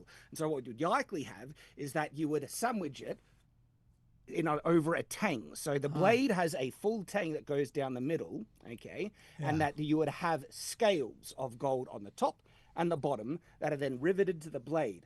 Now, I would actually think, because Nephi was pretty clear that it looked like the entire handle was made out of gold, I actually think they would have had a line of gold that would have covered the tang as well. And guess what? The archaeological gold handles have that exact thing. There's this strip of gold, and it's actually, through time, has worn off and detached, right? That it was a strip that covered a full tang around the side. That's one of the only things that this one doesn't have. But I would say that, the Sword of Laban would have had a strip of gold that covered the tang, and it wouldn't have been completely gold. It would have had a strong tang to be functional still, but it would look like it was full solid gold. And so that is the methodology behind the design of this sword right here. All right. So Beautiful. what's really interesting, Shad, is I'm curious. You're there in Australia. Next door to you, all the Kiwis in New Zealand, there's a production studio there called the Weta Workshop. Are you familiar with Weta? Oh, yeah, absolutely. Okay. Lord of the Rings and everything. Yeah, Lord of the Rings. They made they made King Kong. It's Peter Jackson's outfit. If they don't call you Shad, I'm super disappointed in them. Well, here's what's interesting is one of my friends has been working on a multi-million-dollar Book of Mormon production with them. You've seen the lookbook for this one, right, Jonah? Yes. Yeah, exactly. Shad, your Sword of Laban looks a lot like the one the Weta Workshop made. Good. Like it actually, your Sword of Laban you just showed me looks almost exactly like their handle was obviously a little bit more flared. It wasn't just a regular knife maker. This was a Hollywood prop designer. So of course, I'm sure that whatever skill or resources are put into it, it was probably amplified because it's Peter Jackson's company, right? But just your sword and the Weta sword look a lot closer than your sword and any other sword we've seen in any other church production, right? Well, that would be wonderful, because my hope is that they would have seen my video on it where I talk about what it more likely looked like, and if they base their design off of the example or model I made, that would be awesome. Like, genuinely, I would love that. Oh, that would be great. That's absolutely incredible. I got a question for Shad. Hit us. So I had this guy on my mission who, he wrote this essay that he would pass out. We would airdrop it to each other's devices so that we could read it, about the armor of God. And he was the armor of God was Roman armor, and we always show it medieval armor, but it was Roman armor. And he was he would die on this hill. What do you and it would change the symbolism, because different armor acts differently, and so the symbolism of the armor of God changed based on that. So it was actually a really interesting paper or whatever.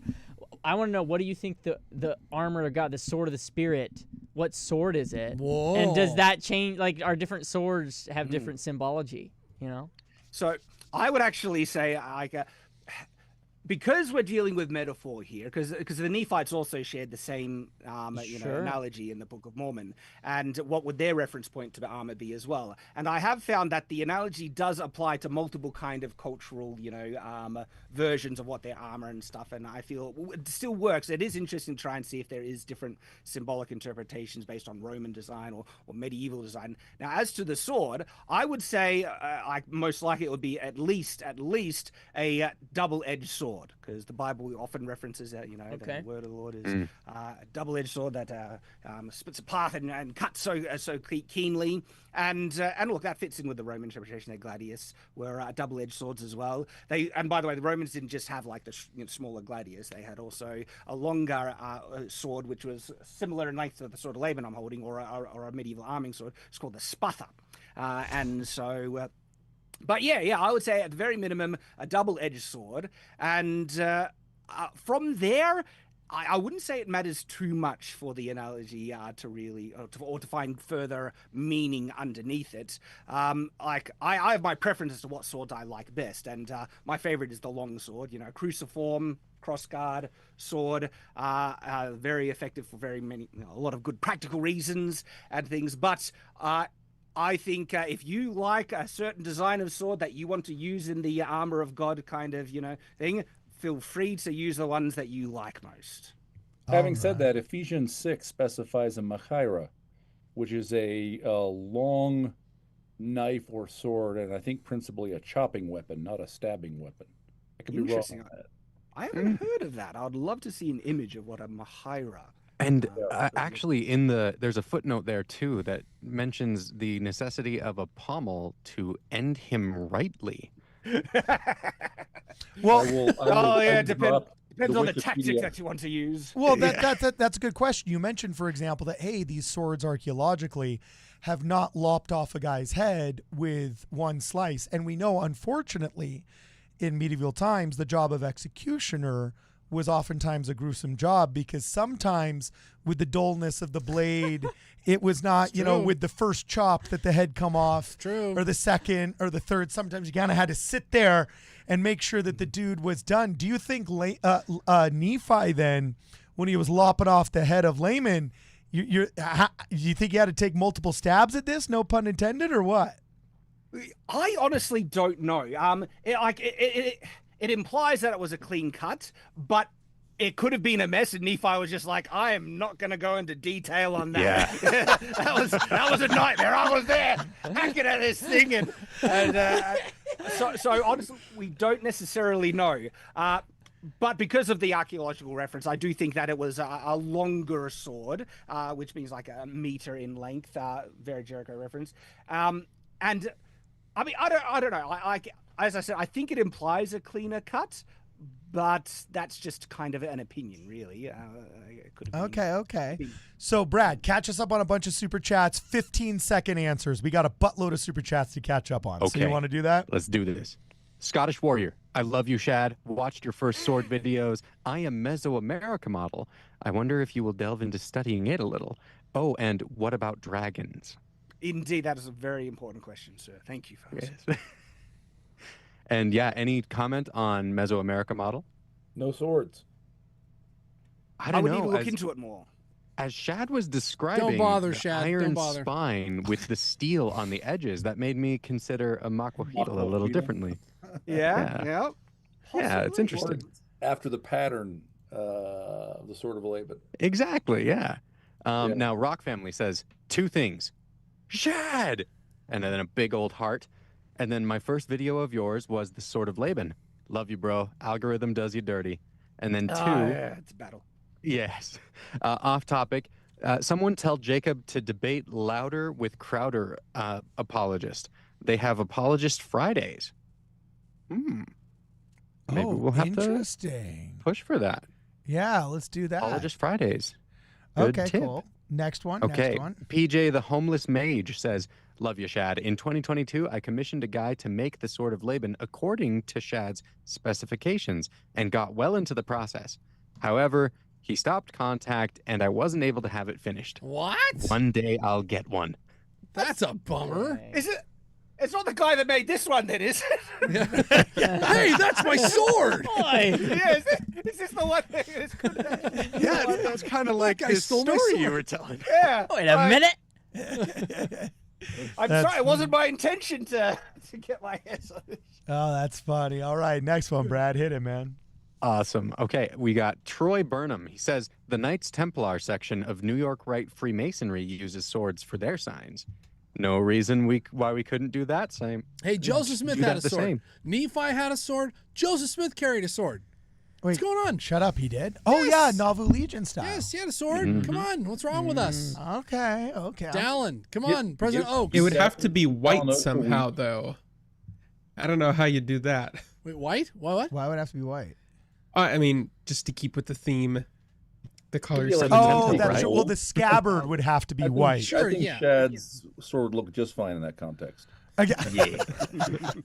Okay, Ken K says, I am a huge fan of FNT and love your vids on English castles. When are you going to visit Wayne May in the States and do a museum tour of Hopewell swords? Oh. I mean, if I ever get to, I'd love to. There's nothing scheduled at the moment, but I would actually be quite interested in digging a bit more into, Native American smelting and how far they got along with that, and even possible archaeological. Because I've heard that there are archaeological remnants of Native American swords, and I would love to find out a bit more about When that. this live stream's over and we're not public, remind me of that. I got something for you, Shad. It'll blow your mind. All right. Next super chat. Hit me. Okay. A Sombrada Noite says, Shad, big fan of Nerdrotic. Thank you for defending us. My All pleasure. right. Thank you for def us. Maybe it's defending, maybe it's defining, maybe it's defenestrating. I don't I know. think it's defenestrating. That's Yeah. where I was going, right out the window. Yeah. Okay, Mike Smith says, oh, he just gave us a nice super chat and said a round of root beers on me. Oh, we're doing it. Yes. All Now, we're right. going to have All right. another live stream tomorrow night. Yes. So you can expect right here at the same channel, we're going to have some root beers to yeah. go with that. Oh, Thanks yeah. to Mike here. Thank you, Mike. All right. Next one. Okay, next up, we've got Projects Done Poorly. Says, Shad, thanks for being a good example on YouTube. You have shown you've shown patience with hard people that actively talk against our faith. I try. I do my best. I certainly lose my patience with some people. So I'm not the best example, but I think the yeah. comment section would be better with swords. yeah, Yeah. 100%. Yeah. I think society in a whole would just be more polite if everyone was I'm having a hard time Absolutely. imagining what wouldn't be improved with. Now that he said that, I'm like, gosh, It's hard. No, everything there's does get nothing. better with swords. Hey, the decline of America. Oh. The decline of America. No, there's a joke. There's people that say the decline of America started with suffrage. There's others that say it started with getting. There's others that say it started with. And I firmly believe this. When we got rid of mutual combat laws. Okay. I thought, If you really think about it, like we didn't start acting a fool and charismatic politicians didn't start really going crazy, and rhetoric wasn't amplified in America until after we got rid of would you like to step outside? And that's why Mike Tyson says, a lot of you fools, you just used to being able to, just talk too much trash without getting your teeth knocked in, or And whatever it his shows. super sick, awesome quote Okay, is. but that's like before the United States were a country, right? You're talking No, about what? like No, that was like Yeah. literally like the Duels? Aaron 1920s. Burr Started and going Alexander downhill. Hamilton's duel was illegal. not okay? in New Okay, Jersey. so Shad, Not in would New you like Jersey. in Jersey. front of It's been millions of illegal for a people to long go time. on record about suffrage? Oh, no, 100%. It was a mistake. All right, what were you saying, Dave? my I'm God. sorry, I interrupted you. Finish saying what you were saying. Oh no, I'm just joking around. No, I No, said I got- Dave Butler. What Dave. were you saying, Dave? I'm saying it's been a long time since we have been allowed to settle our grievances with fisticuffs. A tragic Like- long time. Like medieval. Like it's been a long time. Yeah, Like, it might have been- tragically is what the you're war meaning to say. between the Empress Maud and King Stephen might have been insufficiently strong government, and people just did what they wanted. But it's been a long time. Okay, but have you seen The Duelist? Shad, have you seen The Duelist? I've seen the fight scenes from The Duelist, but Dude. not the full movie. Those fight scenes are amazing. They're right? very good. If you haven't Very seen The good. Duelist, it's got a little blood in there. My but kind of movie. fantastic. The fight scenes are.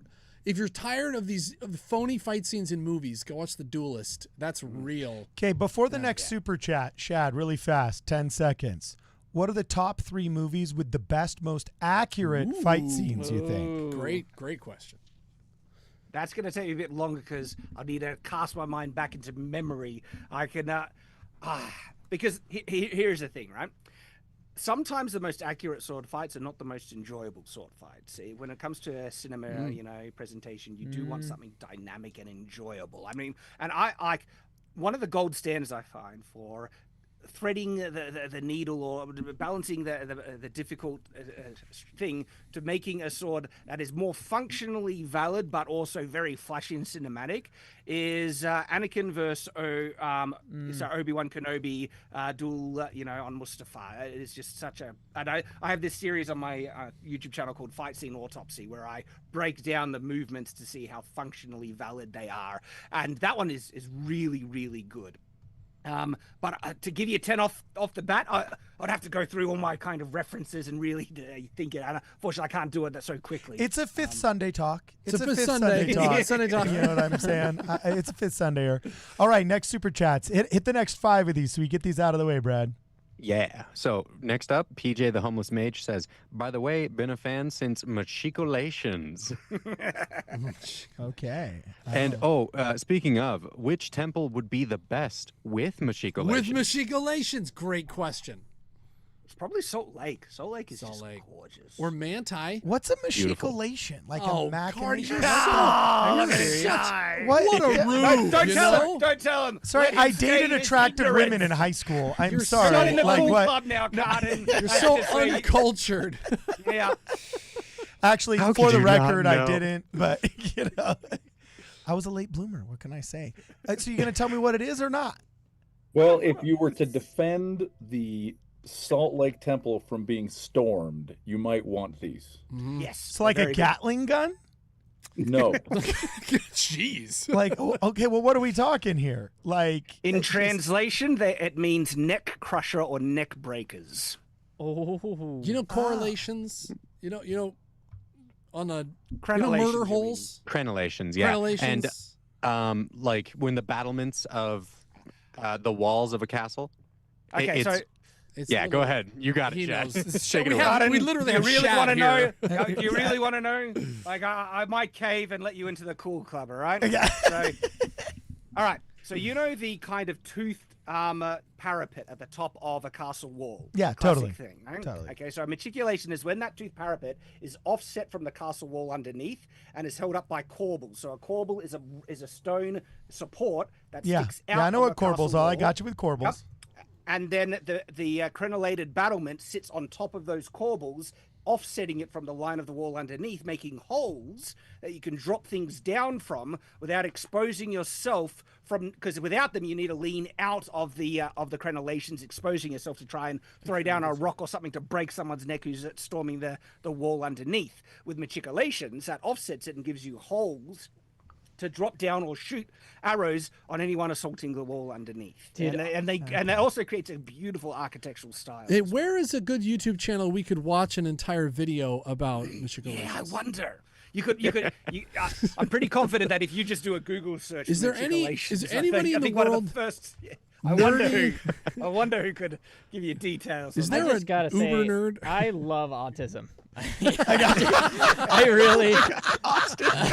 After today,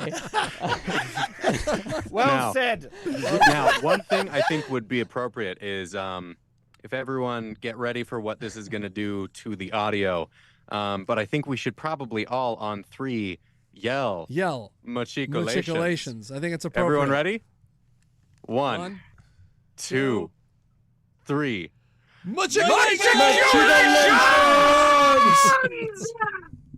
Need to get it out from the Beautiful. Rock on. From the gut. Beautiful. I feel invigorated. That's Awesome. funny. Okay, burn through four more super chats. You got chats, it. brother. Okay, Fight Sword Radio says, given that the quality of the steel was evident to Nephi by sight alone, what are your thoughts on it being meteorite steel? The nickel and cobalt would give it a distinct color. Look, I would say it could be possibly, because it was so rare. I would say unlikely, but like like I said, it could be a possibility. Gun to my head, I would, if I was to say, what do I think the steel? I think it was just very good, quality steel of what they had at the time. I wouldn't say it was Damascus. There's no indication that they knew how to make Damascus in that location in that time.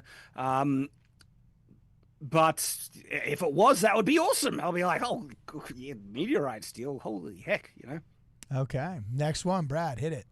Awesome.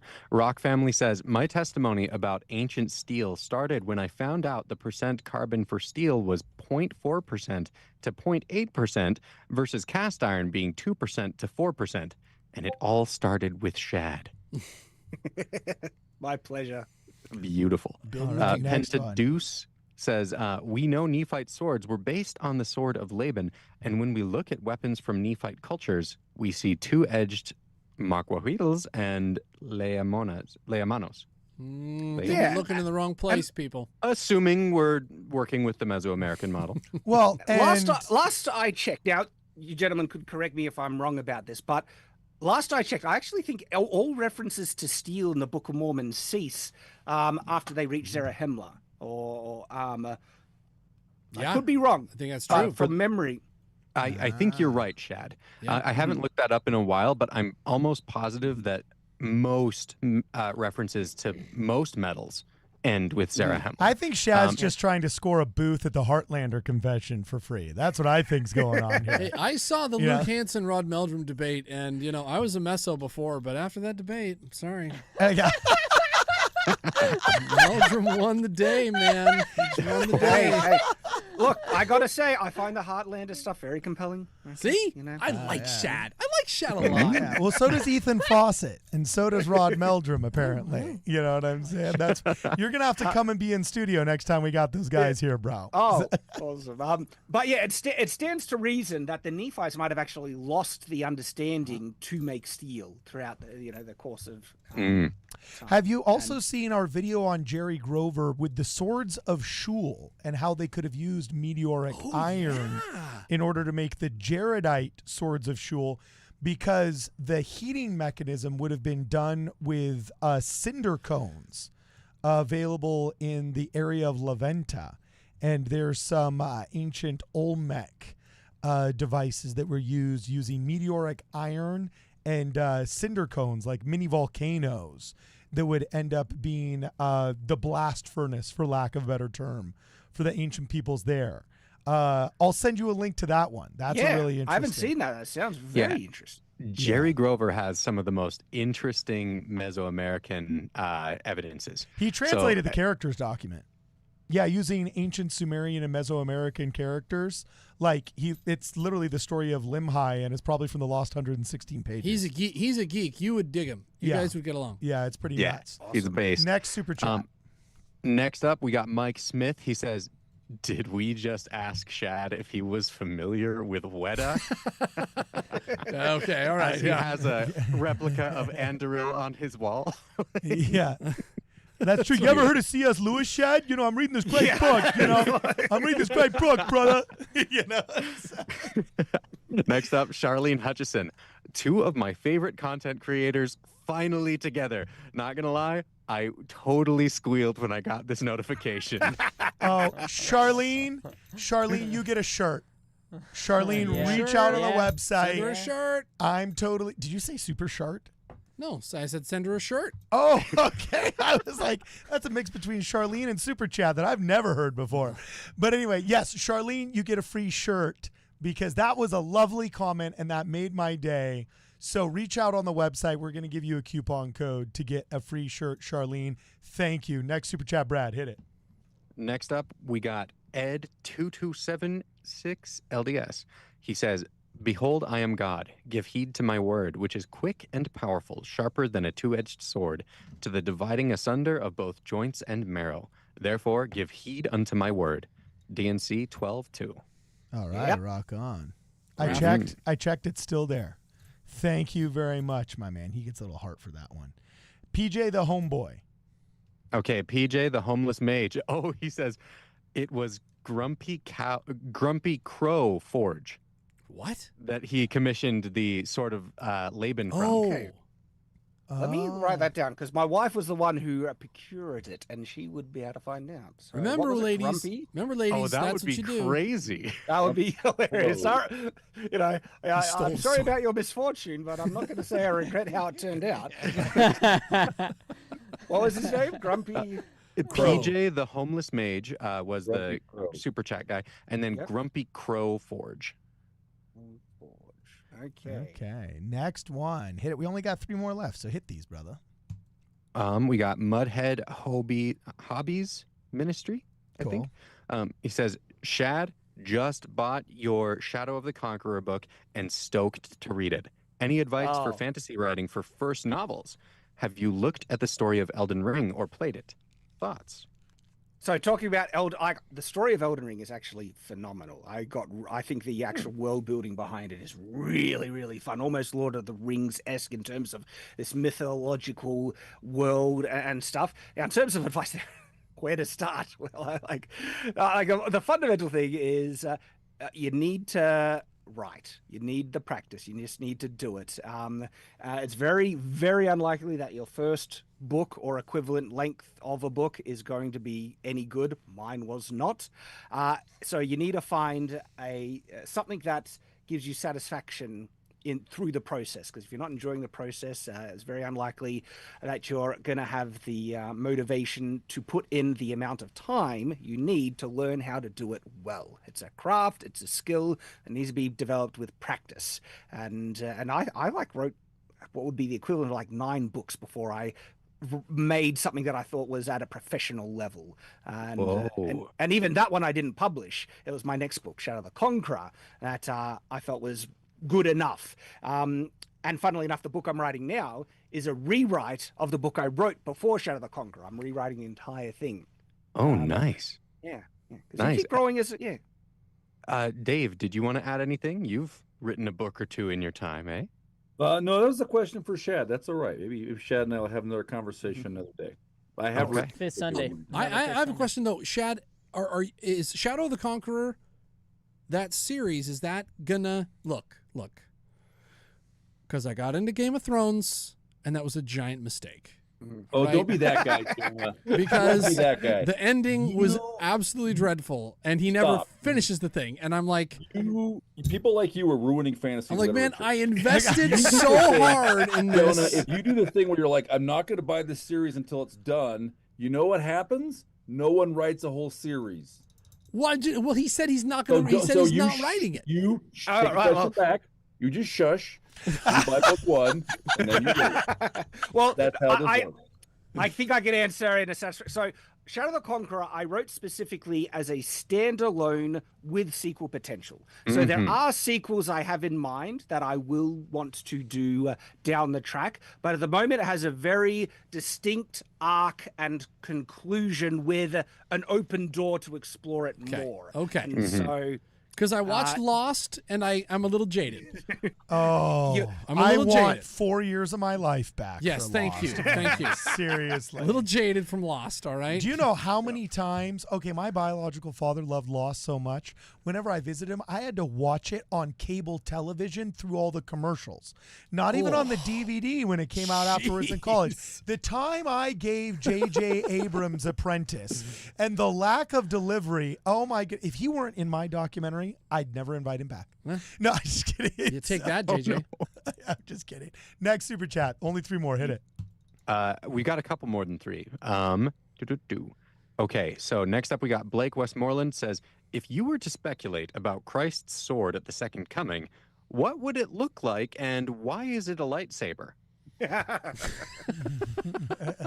Gee, like, I can only speculate on this because sometimes I wonder and suspect that God might have like a visual aesthetic that, maybe he preferences and likes and could include in certain designs, or it could be that, Christ adopts certain visual design, concepts. And for all I know, heck, maybe he'll pick up the sword of Laban and use that one as well. Because you gentlemen all heard the kind of secondhand account of the ultimate, final resting place of the Sword of Laban, and it's kind of it's secondhand. We don't know how official it is, but it's interesting and stuff. And so have you heard that one? I'm assuming the hill. Yeah, It's Yeah, awesome. yeah. How the hill opening up and Yeah. Joseph Smith returning the records, and the Sword of Laban was unsheathed. resting on the table. And then when they returned the second time, it was unsheathed. It had writing on the blade. And I think the writing was something to the effect of, "This sword will not be sheathed until the kingdoms of earth become the kingdoms of our God," or something like that. Yeah, Mhm. that's so cool. And this was I forget who gave the account. It was. Brigham Young told it once. Brigham Young Yeah. told it, but it wasn't his account. I believe it was David Whitmer's account. Yeah, because I think someone was giving an account of someone else. Yes, that was it with was Joseph. Brigham Yeah. telling of David. I served in that ward, in the Hill Cumorah ward, so we loved that story. It's a great story, and I hope it's true, because Uh-huh. that would be awesome. That would just be weird. Because that means the Sword of Laban actually has a role to play in the second coming, and I'm like, oh, Oh yeah. hey, I told you, swords improve everything, and they will improve the second coming as well. Even the rapture. I love it. That's right. Okay, next super chats. Burn through these, brother. Okay, we got Max Frank. He says, "Wow, hail Shad, Nerdrotic crew into house." Hell yeah. Awesome. Kim Young. Speaking of the Sword of Laban, when are we getting the bloody shirts, Jonah? They're coming. Oh, the sorry not sorry, Laban. Yes, there's been yeah. quite a few requests, and we will get those. Yes, we've soon. had quite a few requests. I still have the original. Sorry, in the not sorry. closet. Yeah. Yeah. Next one, Did hit you it, design Brad. that? Okay, Well, Max yeah. Frank. He says, "How did you get Shad? Shad is a gentleman and a scholar." That's a great question. Wait, how'd you actually. end up on my live stream, Yeah, Shad? how did this happen? Yeah, wasn't it you, Brad? You met him or Dave? Did you guys bump into him at FanCon? How'd this happen? He lost a bet or something. Oh, I was finally just able to like message Shad, and he was kind enough to actually answer. We actually ended up following each other because of something. Yeah. On. Yeah. Oh yeah, no! yeah. Remember somebody And- said that you did you mention our name on another live stream? Well, I learnt about you gentlemen when you reacted to my live stream on Forbidden Frontiers with Nerdrotic, and interestingly enough, right, because you guys are doing again. I kind of mentioned this at the beginning. The thing that I've like part of me has wanted to do for years, but you're doing a better job than me, and so I think that's why Heavenly Father's just like, look, you stick with what you're doing. You're doing the role that I want you to do. But I was unaware that so many members were that active on YouTube and making great content like this. And then I've discovered multiple channels that are actually now established, doing some great work. I didn't know you guys existed for ages. I wish I did. But when I saw, like, oh, this is awesome. It's great to see, so many people making good, social media content in a positive way that are fully, converted to the church and supporting everything. Well, we went through American public schools, so we didn't even know Australia existed till college. Yeah. Well, just to correct you, sir, the debate is still out if it even does exist. Thank you. So, Yeah, and Still it's ongoing. different now than it was 5 years ago when we started too. because if it did, would I not be upside down right now? That's a And good so- point. That's a great point. Nah, the world's A flat. solid point. Yeah. Next super chat. Never thought of it that way. Projects Done Poorly says, Dave, Jonah, the video where you talked about garments and mentioned atonement had to do with being covered with garments of light. It made me understand the Doctrine and Covenants way better, i.e., kingdoms of glory. Well, good. Wonderful. Talk about Genesis Rabbah. Yeah, that's Yeah. right. I'm surprised that Awesome. more people weren't offended by that. I'm glad that it's been positive. I feel like enough people are offended by Did you me. I get don't some feel hate like for more that? people need to be offended. Jonah. Okay, good. I Okay, get a little hate for everything. okay good. All right, all right. Probably at least one guy in the chat now hating on me tonight. In the hateometer, I was always like, oh, well, we got off pretty good with that one. Okay, that wasn't so bad, Yeah, that's Hey, true. guys, we're all going to be hated for some reason or another. And it's just part of what we have to deal with. But True. Yeah, She it's just worth picked it. a good reason to be hated. Yeah, pick a good one. Mhm. All Go right. down on a noble hill. All right, now we got Exactly. these last handful right here. Just hit him, bro. Okay, Max Frank. Shad has the best vibes ever. Yes. Absolutely. Austin Proctor. Any updates on your Sword of Laban studies since your original video? I would love to see a sequel video to it.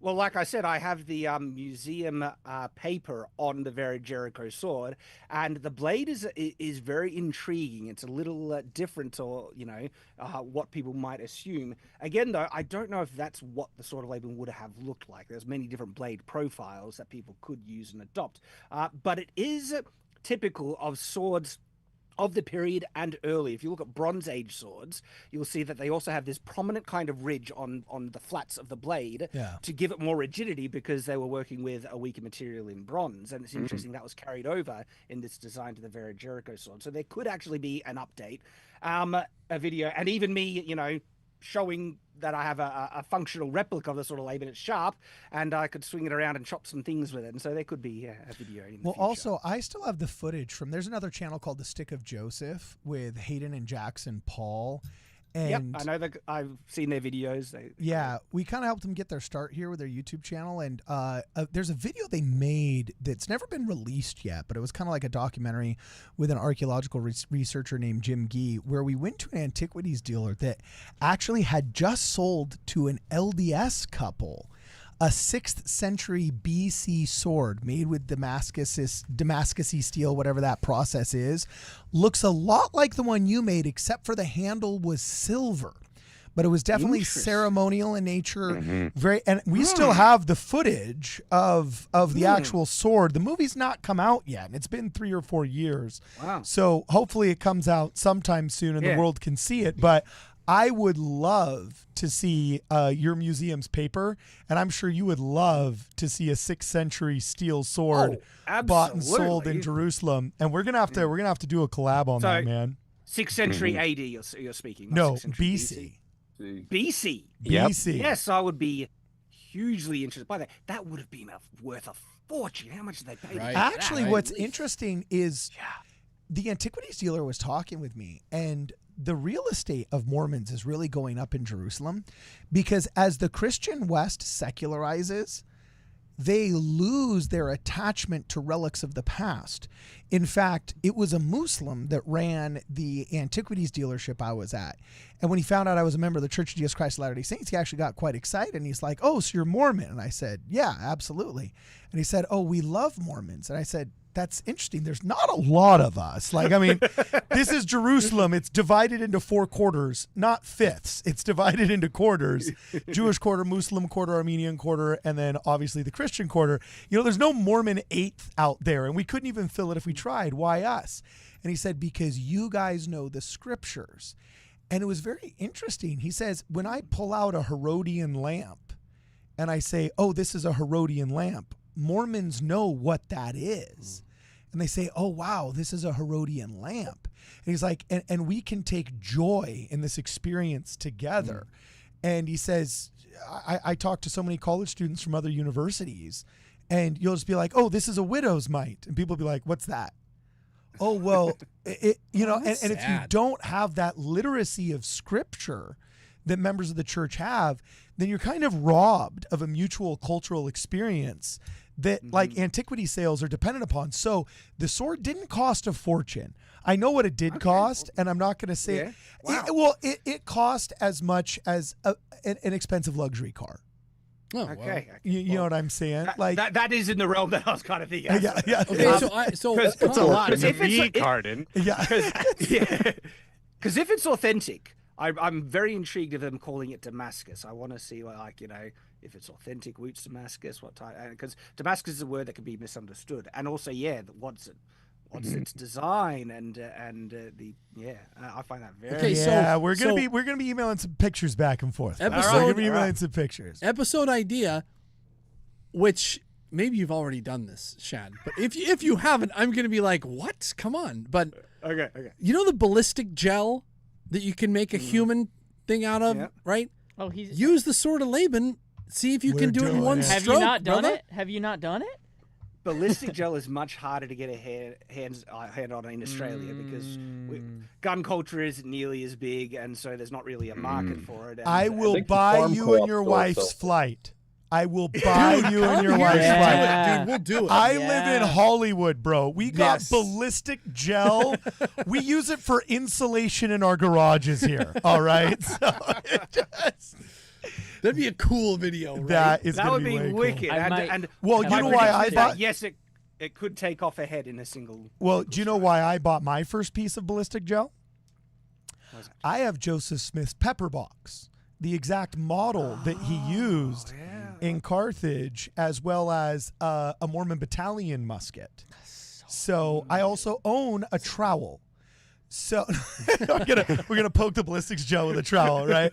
But no, dude, literally, I've got some videos that I'm prepping for as well using Joseph Smith's pepper box. We actually have 4 of them.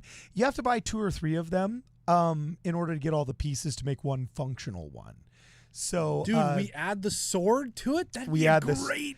No, episode. after we're done shooting the model with ballistic gel and the fake blood to see if it causes trauma or whatever, then we have to try and sever its head with Shad's sword. Yeah. The weapons of Mormondom. Yeah, the weapons of Mormon. the weapons of And Mormon. then we say weapons are our religion. This is the way. This is the way. This is the way.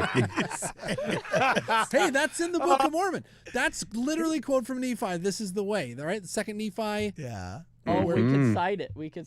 Yeah, Right, we it could is. cite It's it. second Nephi. He says, this Okay, is the way. last two super chats, Brad. The last two super chats. I think we have an extra as well. But Okay. we got PJ the homeless PJ the homeless mage says, even if it was the same place, I'm glad you got it.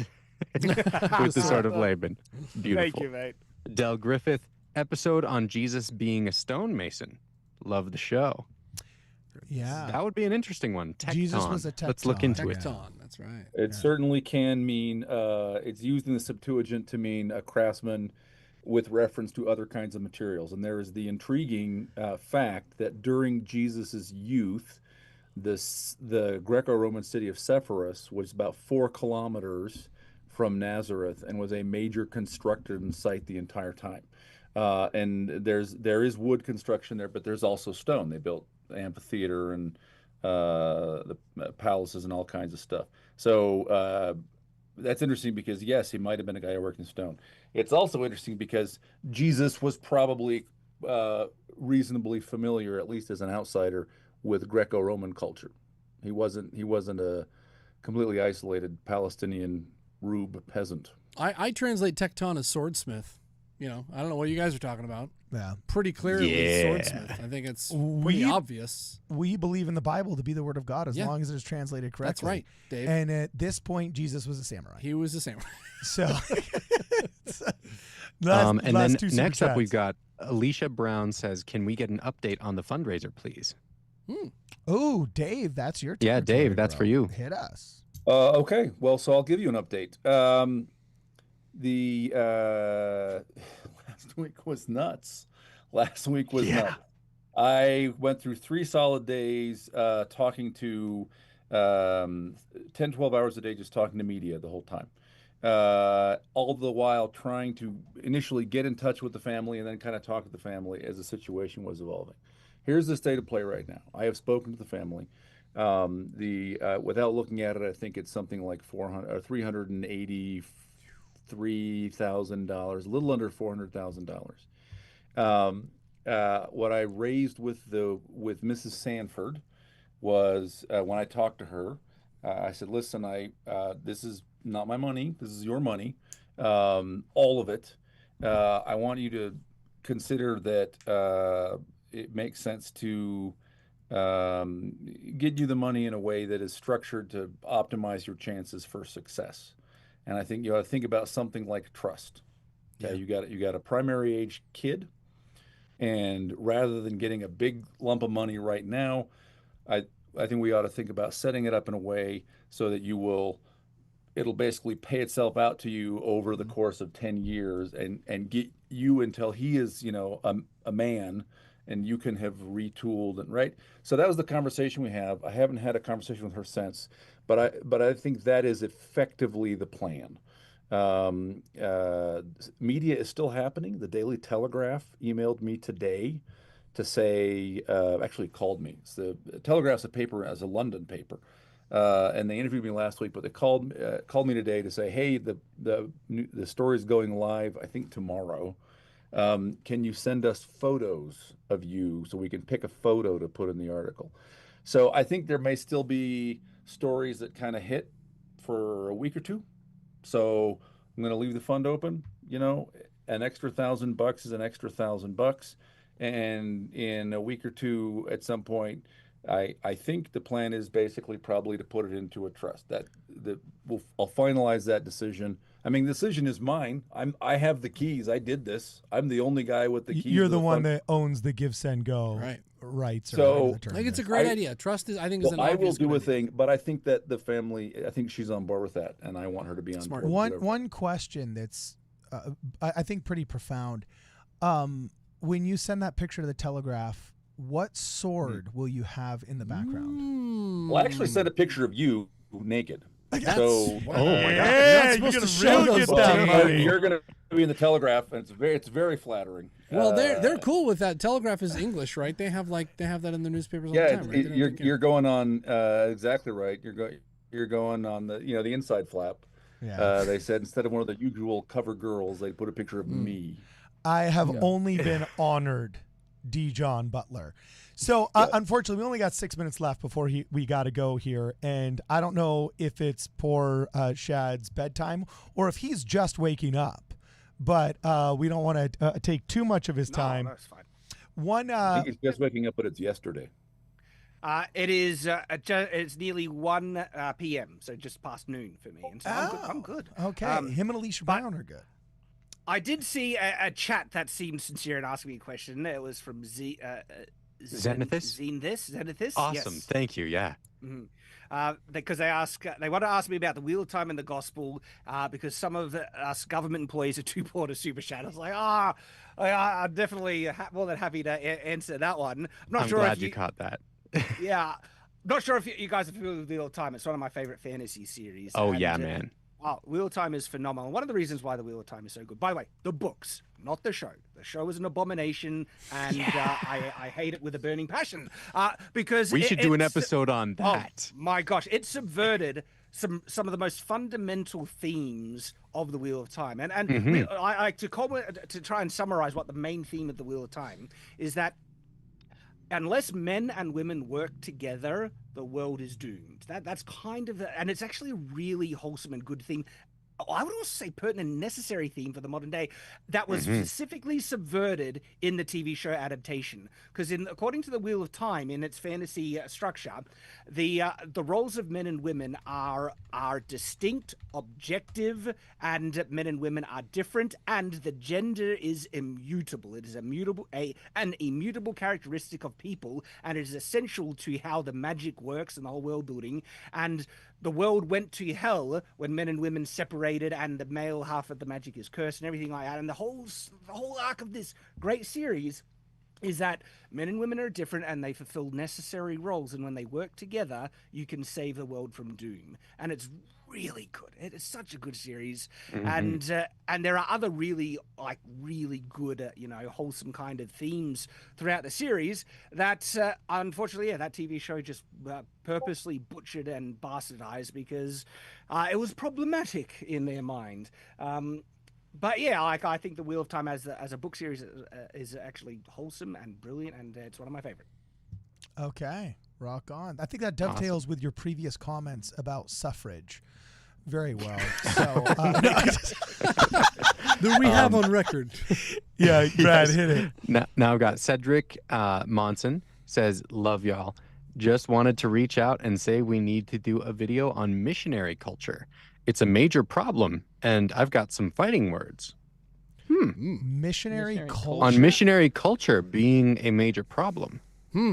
I think wonder if they had a bad mission or something. I wonder if you know, what had- they're referring to had here some is trauma or something. Yeah. You mean, is it missionaries now gonna like phone their mom every Oh, 3 he's hours? clarifying in When we were missionaries, we had to scrawl it out on a That's tablet right.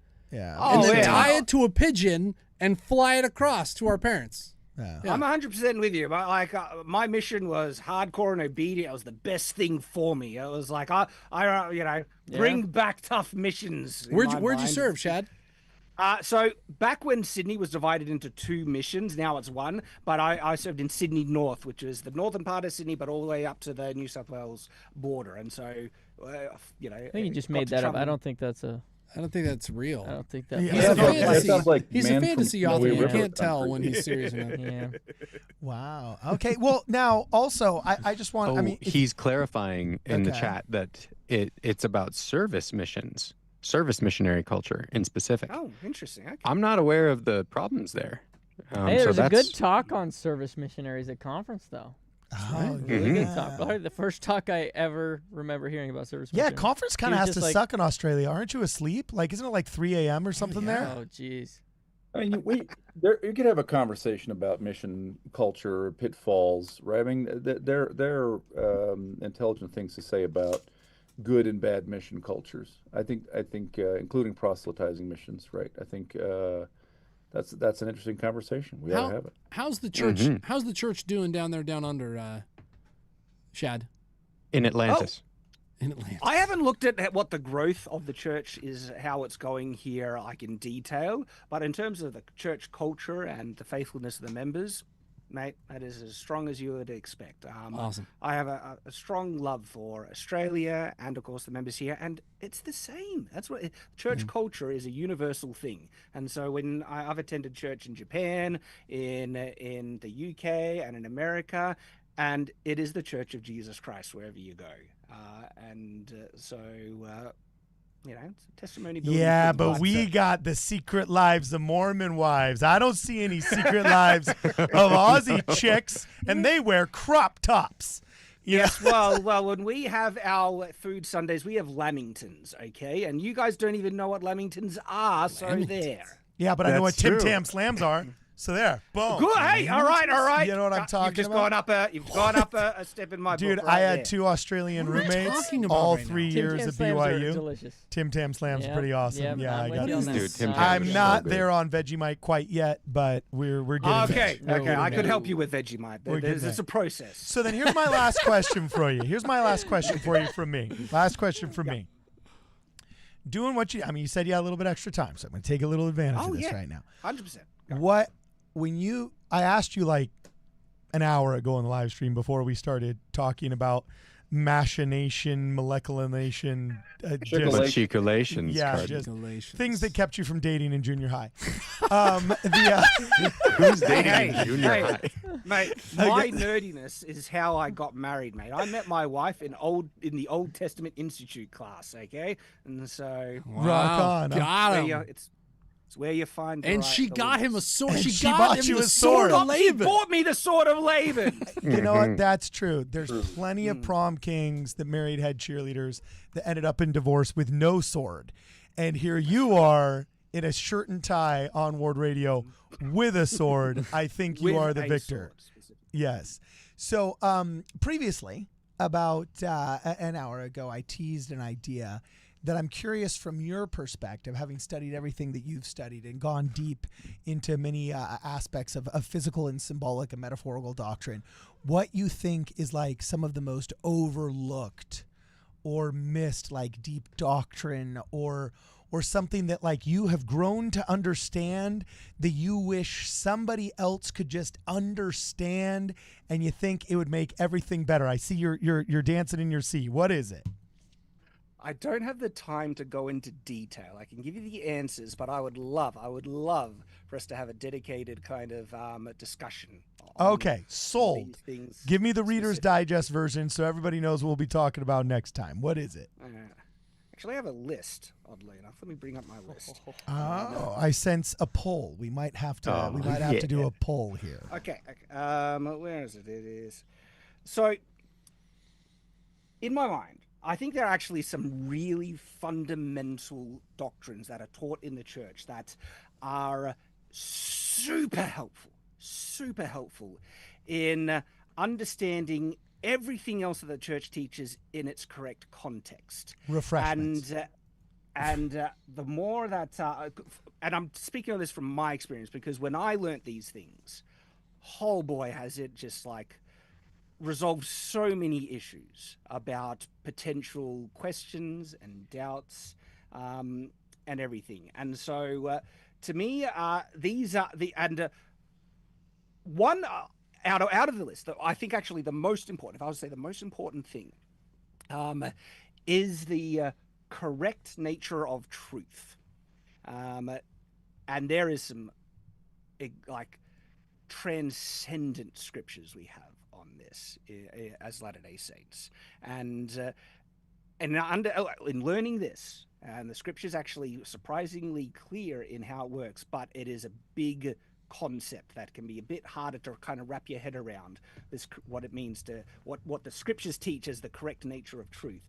But once I understood that, oh boy, so much makes like everything else makes more sense and fits in terms of the nature of God, how he how he interacts with us and what he teaches, and so many things. And so that is a big one, and it's kind of related to other fundamentals. But I think that's one of the best ones to begin with, because after that, I think super helpful. This one is an easier concept to understand, but it's the true definition of what is good and evil. And this one I could answer pretty easily. It's I think according to God, the world gets misled by thinking good and bad by what they like and dislike. And so if I experience pain, that is bad, that is evil. And if a God forces me to go through pain, that means God is evil and bad, right? And they have this very limited view of what is good and bad. But from God's perspective, it's actually pretty clear about, he has this very important definition of what is actually good and evil.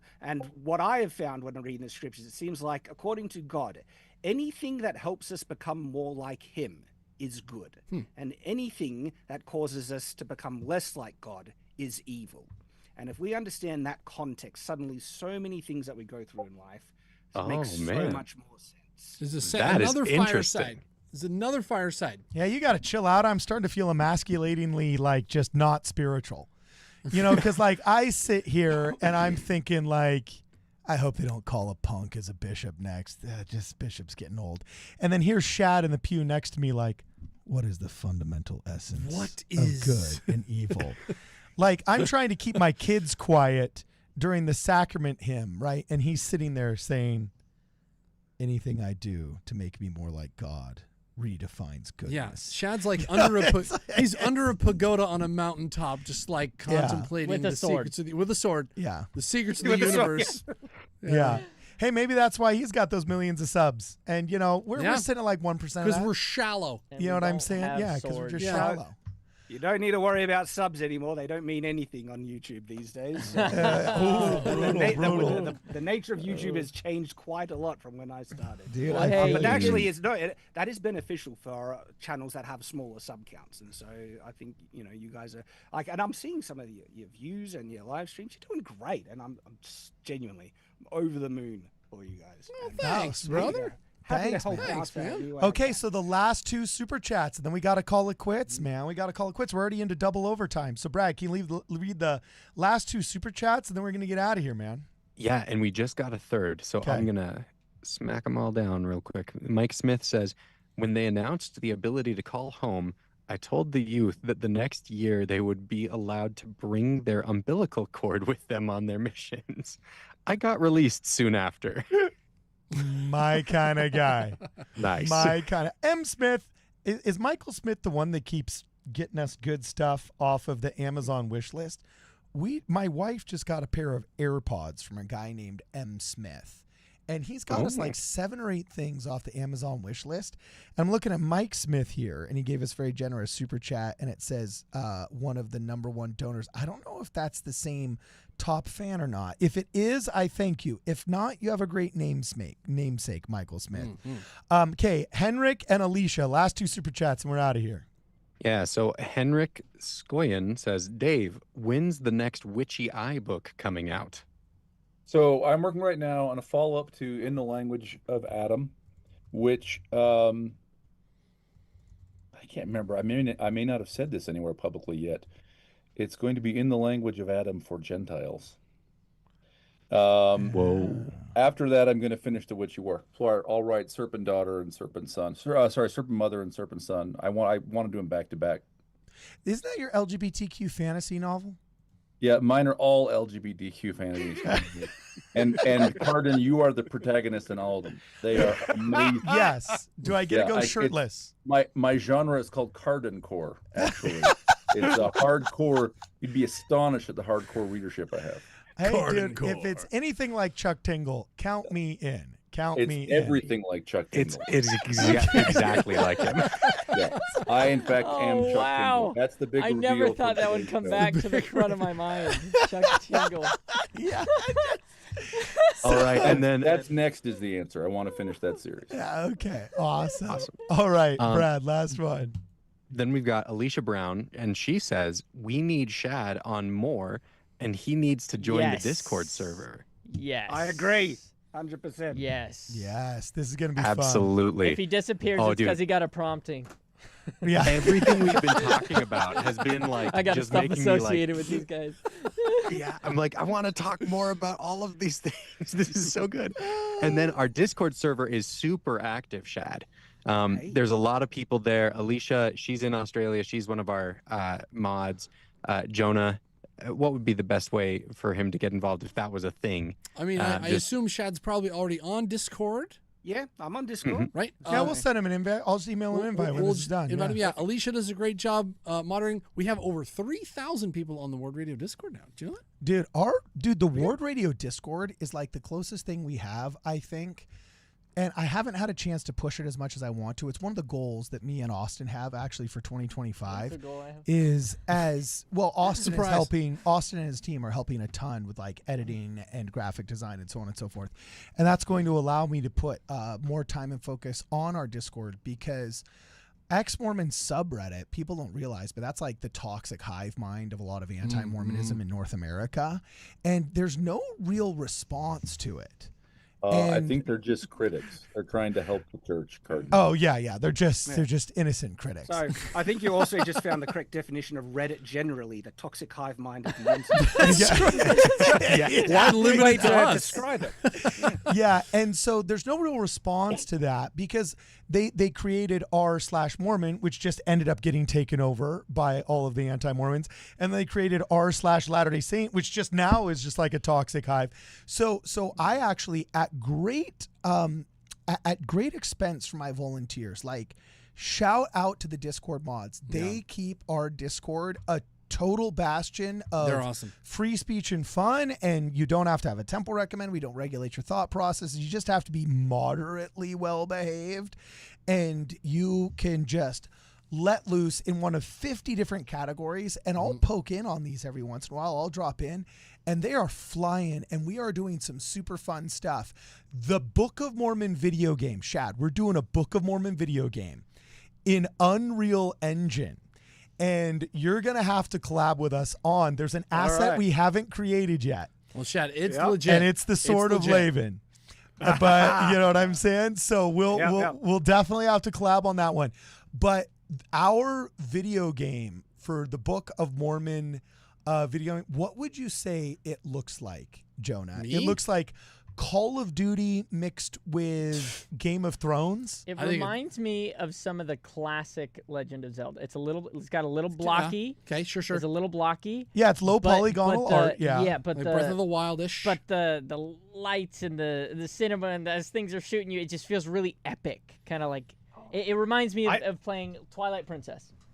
I'm interested in your cultural interpretation of the designs of the dress and armor and buildings and things. Oh shoot! Don't do that Oh, because I was man. the consultant on that crap. Now Shad's gonna be Shad's like, gonna- "Who he's did gonna- this He's garbage?" gonna have to debunk us Well, on his. and Shad, Shad's we gonna be actually like, what were you guys doing?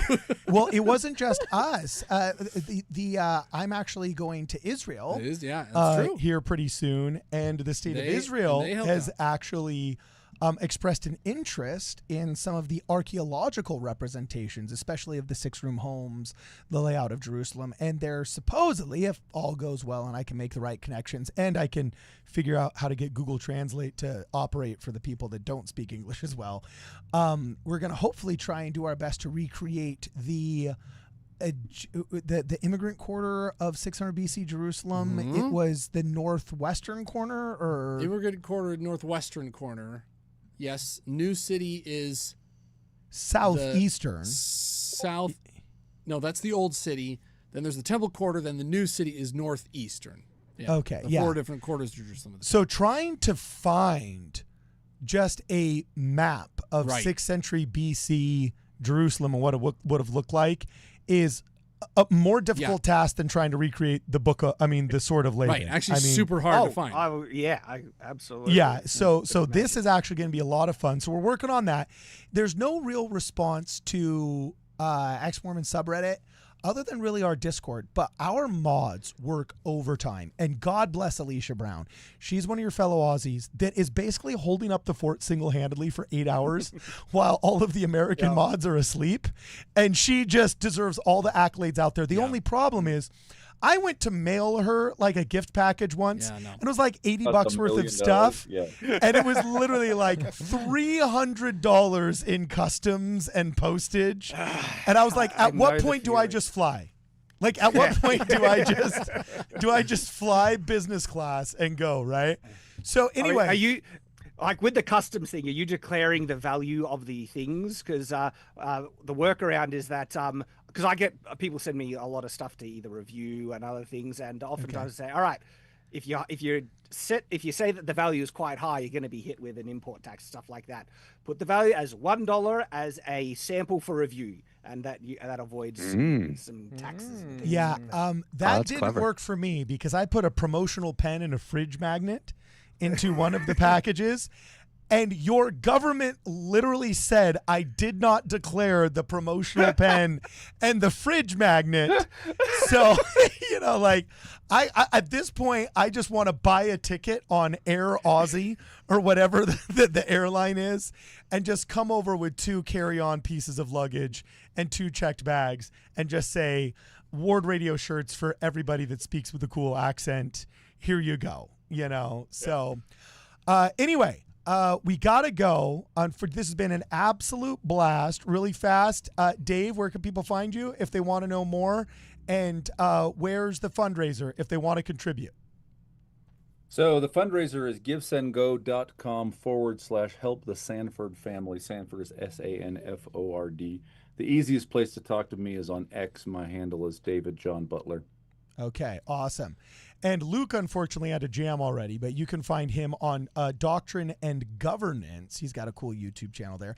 And also, Ben Kaiser, you haven't said anything this whole live stream. You've just been vigilantly and stoically just, making sure we're all well behaved. Keeping the watch. Keeping the watch. Yeah. But he's our eyes and ears on the ground for our lovely members in Michigan that have been affected by the tragedy there. Where can people find you and follow you, my man? You can follow me on X, Ben.Kaiser, 2 R's. But hey, it's been super fun. I've really enjoyed the conversation. Sorry I didn't contribute much, but I've learned a lot and I really enjoyed it. So I appreciate it. Let's be honest. He is here on task from the church's media department to supervise. Yes. That's right. And He has he a would have kill said switch. anything if He we has a were kill too out switch. of line. Taking So note. everything we said is fine. Hardcore. Yeah. Is that real? It's and those handwritten checks from Russell M. Nelson unfortunately did come to an end. So he's our liaison between Dallin H. Oaks. Like the Knights Templar, we only report to the prophet himself. So Yeah, and don't worry, I will say something to Dallin H. Oaks about sort of like some sort of Mormon knighthood that we can incorporate now into maybe our Aaronic priesthood. As soon as you get it, you're dubbed. Something like that. Really That's cool. an Knightly episode. order within the church would be so cool. That's an episode. Shad could run with that I one. see the wheels turning. I see the wheels turning, right? All right. And then Brad, show us a copy of your book before we get out of here. And then Shad's going to tell everybody where they can find him. All of people probably don't know who Shad is. Show us your book. Brad, hit it. Sure, yeah. My name is Brad Whitbeck, but I go by a pen name when writing. I co-authored a book with my wife. We're Blake and Raven Penn, and it's called Dragon Thief, a YA epic fantasy book. A whole lot of fun, kind of somewhere between Aragon, Mistborn, and Avatar: The Last Airbender. And actually, Shad, you are in the acknowledgments of our book because Really? of the research I was doing. Yeah, and we have a Shabbard in our book. Oh, dude. And I called it a Brookborn scabbard. And it's called the Dragon Thief? Yeah, the Dragon Thief. I should I'm send getting you a copy. Yeah, Sweet. I'll buy one. Oh, I'm gonna buy one. Oh, It'll cost thanks, man. Shipping will be $300, just to be warned. Yeah, I was going to say, good I'll point. send you one in the package. I'll about to pay $500 for it. Like, But okay. yeah, we used the Brookborn scabbard in there as Oh, mate. a mention for you, Shad, and just I just wanted to say thanks for all of the awesome stuff you've done for helping authors figure out questions, because there's like not a good place to ask a lot of these questions, and so you've put out a lot of really good stuff to help people think things through in a really methodical way. So thank you for that. Oh, Yeah. it's been my pleasure. And the interesting thing here's some inside kind of lore about the channel and stuff. So, I've always been interested, of course, my whole life, and that develops, a certain amount of knowledge. But at the same time, right, my passion and goal in life before becoming a YouTuber was to be an author, and so of course, I've been working on that since like 2007. That's when I kind of decided that's the path I want to go on. But even before then, I was creating stories that I thought would be adapted for comic books and animation and stuff before I decided I want to be a writer. But because that, right, one of the main catalysts, is my passion for the subject, but dovetail or as a companion kind of catalyst for that was doing further deeper research on these subjects for my writing. And it's like a lot of the videos that you say help writers. Well, the reason I did the research for that, in a large measure, was my own research for my own literature and writing for my fantasy. That is awesome. And where can we find that book, Shad? Oh well, Shadow the Conqueror. It's available on Amazon. It's available on Audible. Narrated by Michael Kramer and Kate Redding. You might know them if you've listened to the audiobooks of The Wheel of Time or Mistborn or the Stormlight Archives. So brilliant narrators, and so I tend to think the audiobook is the most enjoyable and the best or easiest to consume medium for my book, but it's of course available in print and also ebook. And ebook, it's available through multiple things. Amazon is the easiest place. And I'll pub the audiobook. That's how I listened to it. It was fantastic. All right, awesome. We also got a picture of this on your screen here, available wherever fine books are sold, which, of course, nowadays for almost everybody just means available on Amazon.com. So there it is right there on screen for all to see. Before we go any further, just want to give one last shout out for the sponsor of this episode. Guys, if you haven't had a chance yet to go see it, what am I going to talk about, guys? Jonah Barnes, Truth and Treason. Tell them about it. Amazing movie, actually. It's out. It comes out in what, a week or so? The official release, the 17th. is Dude, it's so good. I want to take all my young men to go see this. Oh, I want to yeah, take all my that'd young be men to go good. see this. I'll pay your tickets, guys, because it is a phenomenal I'm movie. so keen to see this because I know about what's his I have trouble pronouncing Helmut Hubner. His story is phenomenal, and I've watched a documentary when I was younger about him, and my admiration for what he did is just very huge. And so the fact that he's getting a movie made and by Angel Studios and how good it looks, I'm like, And inject Shad, it into my veins. they did the story justice. Yes. Good. It's so well They written. didn't make it hokey. They didn't. Yeah. It's legit. And I he watched didn't it with my shy family. away from That anything either. guy like, is one. I genuinely, Helmut Hubner. He's a genuine hero, and this bravery is just unbelievable. And the fact that he faced, I guess it would be a spoiler for his story now. What he said to the tribunal at the end. Yeah. Balls! And they put on that guy. They put it in the What a movie. legend. And they put it in the movie. And I turned to my kids as he's saying that to the judge at his sentencing. And I said, he actually said this in real life. And all my teenage boys are like, what? Like, this is not Wait, made that up. wasn't creative license? No. That was what he said in real life? He legit. He turns to the judge and he's like, this is my time to die, but soon it will be yours, and we'll all stand before the judge. And you're like, oh, I got chills again, and I already watched it. It's oh, so man. good. Oh, so And you he haven't... said that in the face of death. Yes. That is a level That's a of Benedai heroism and just legendary status that deserves more credit. And so the fact that he's Dude, have you seen it yet, Shad? No, not yet, but I know of his story, and it's been one of it's been an inspirational Oh, thing for me. Do you think Victoria State will allow that movie in your down there? You just can't hold a knife while you watch it. Yeah, exactly. Hey, we're going to stay on the line as soon as we're done here. I'm going to get you a link, bro. I'm going to get you a screener for that. Anyway, guys, thank you so much for hanging out with us. Two final super chats, Carden. They came through. Okay, hurry, fast. Sweet and quick. Alicia Brown says, just come over and do a tour, LOL. We should do it. Go to Australia. And then Bat Perez says, Shad, I've been following you in Friday Night Tights for a while. Awesome to see you in Ward Radio. Thanks for your recommendations on fantasy books and AI. All right. Excellent. pleasure. Thank you very much, guys, for all of your super chats. If you've enjoyed what you guys have been seeing, please consider taking a trip over to wardradio.com, getting one of our War in Heaven veteran hats. Hopefully you like those, Shad. We're going to send you one of those. Because, yeah, they're a hot item here in the United States of America. If you're a person of means, you want to contribute to the channel, please consider a generous contribution through Venmo or through Zelle. We're available on both platforms. Or you can buy a shirt or help us out by purchasing some of the items that keep the studio and the pipeline running here on our Amazon wish list. Also, make sure you guys check us out on Discord. Links to all of this will be in the description below. Either way, it's been real and it's been fun, and it's been real fun. For this and more, please check us out at wardradio.com. I built a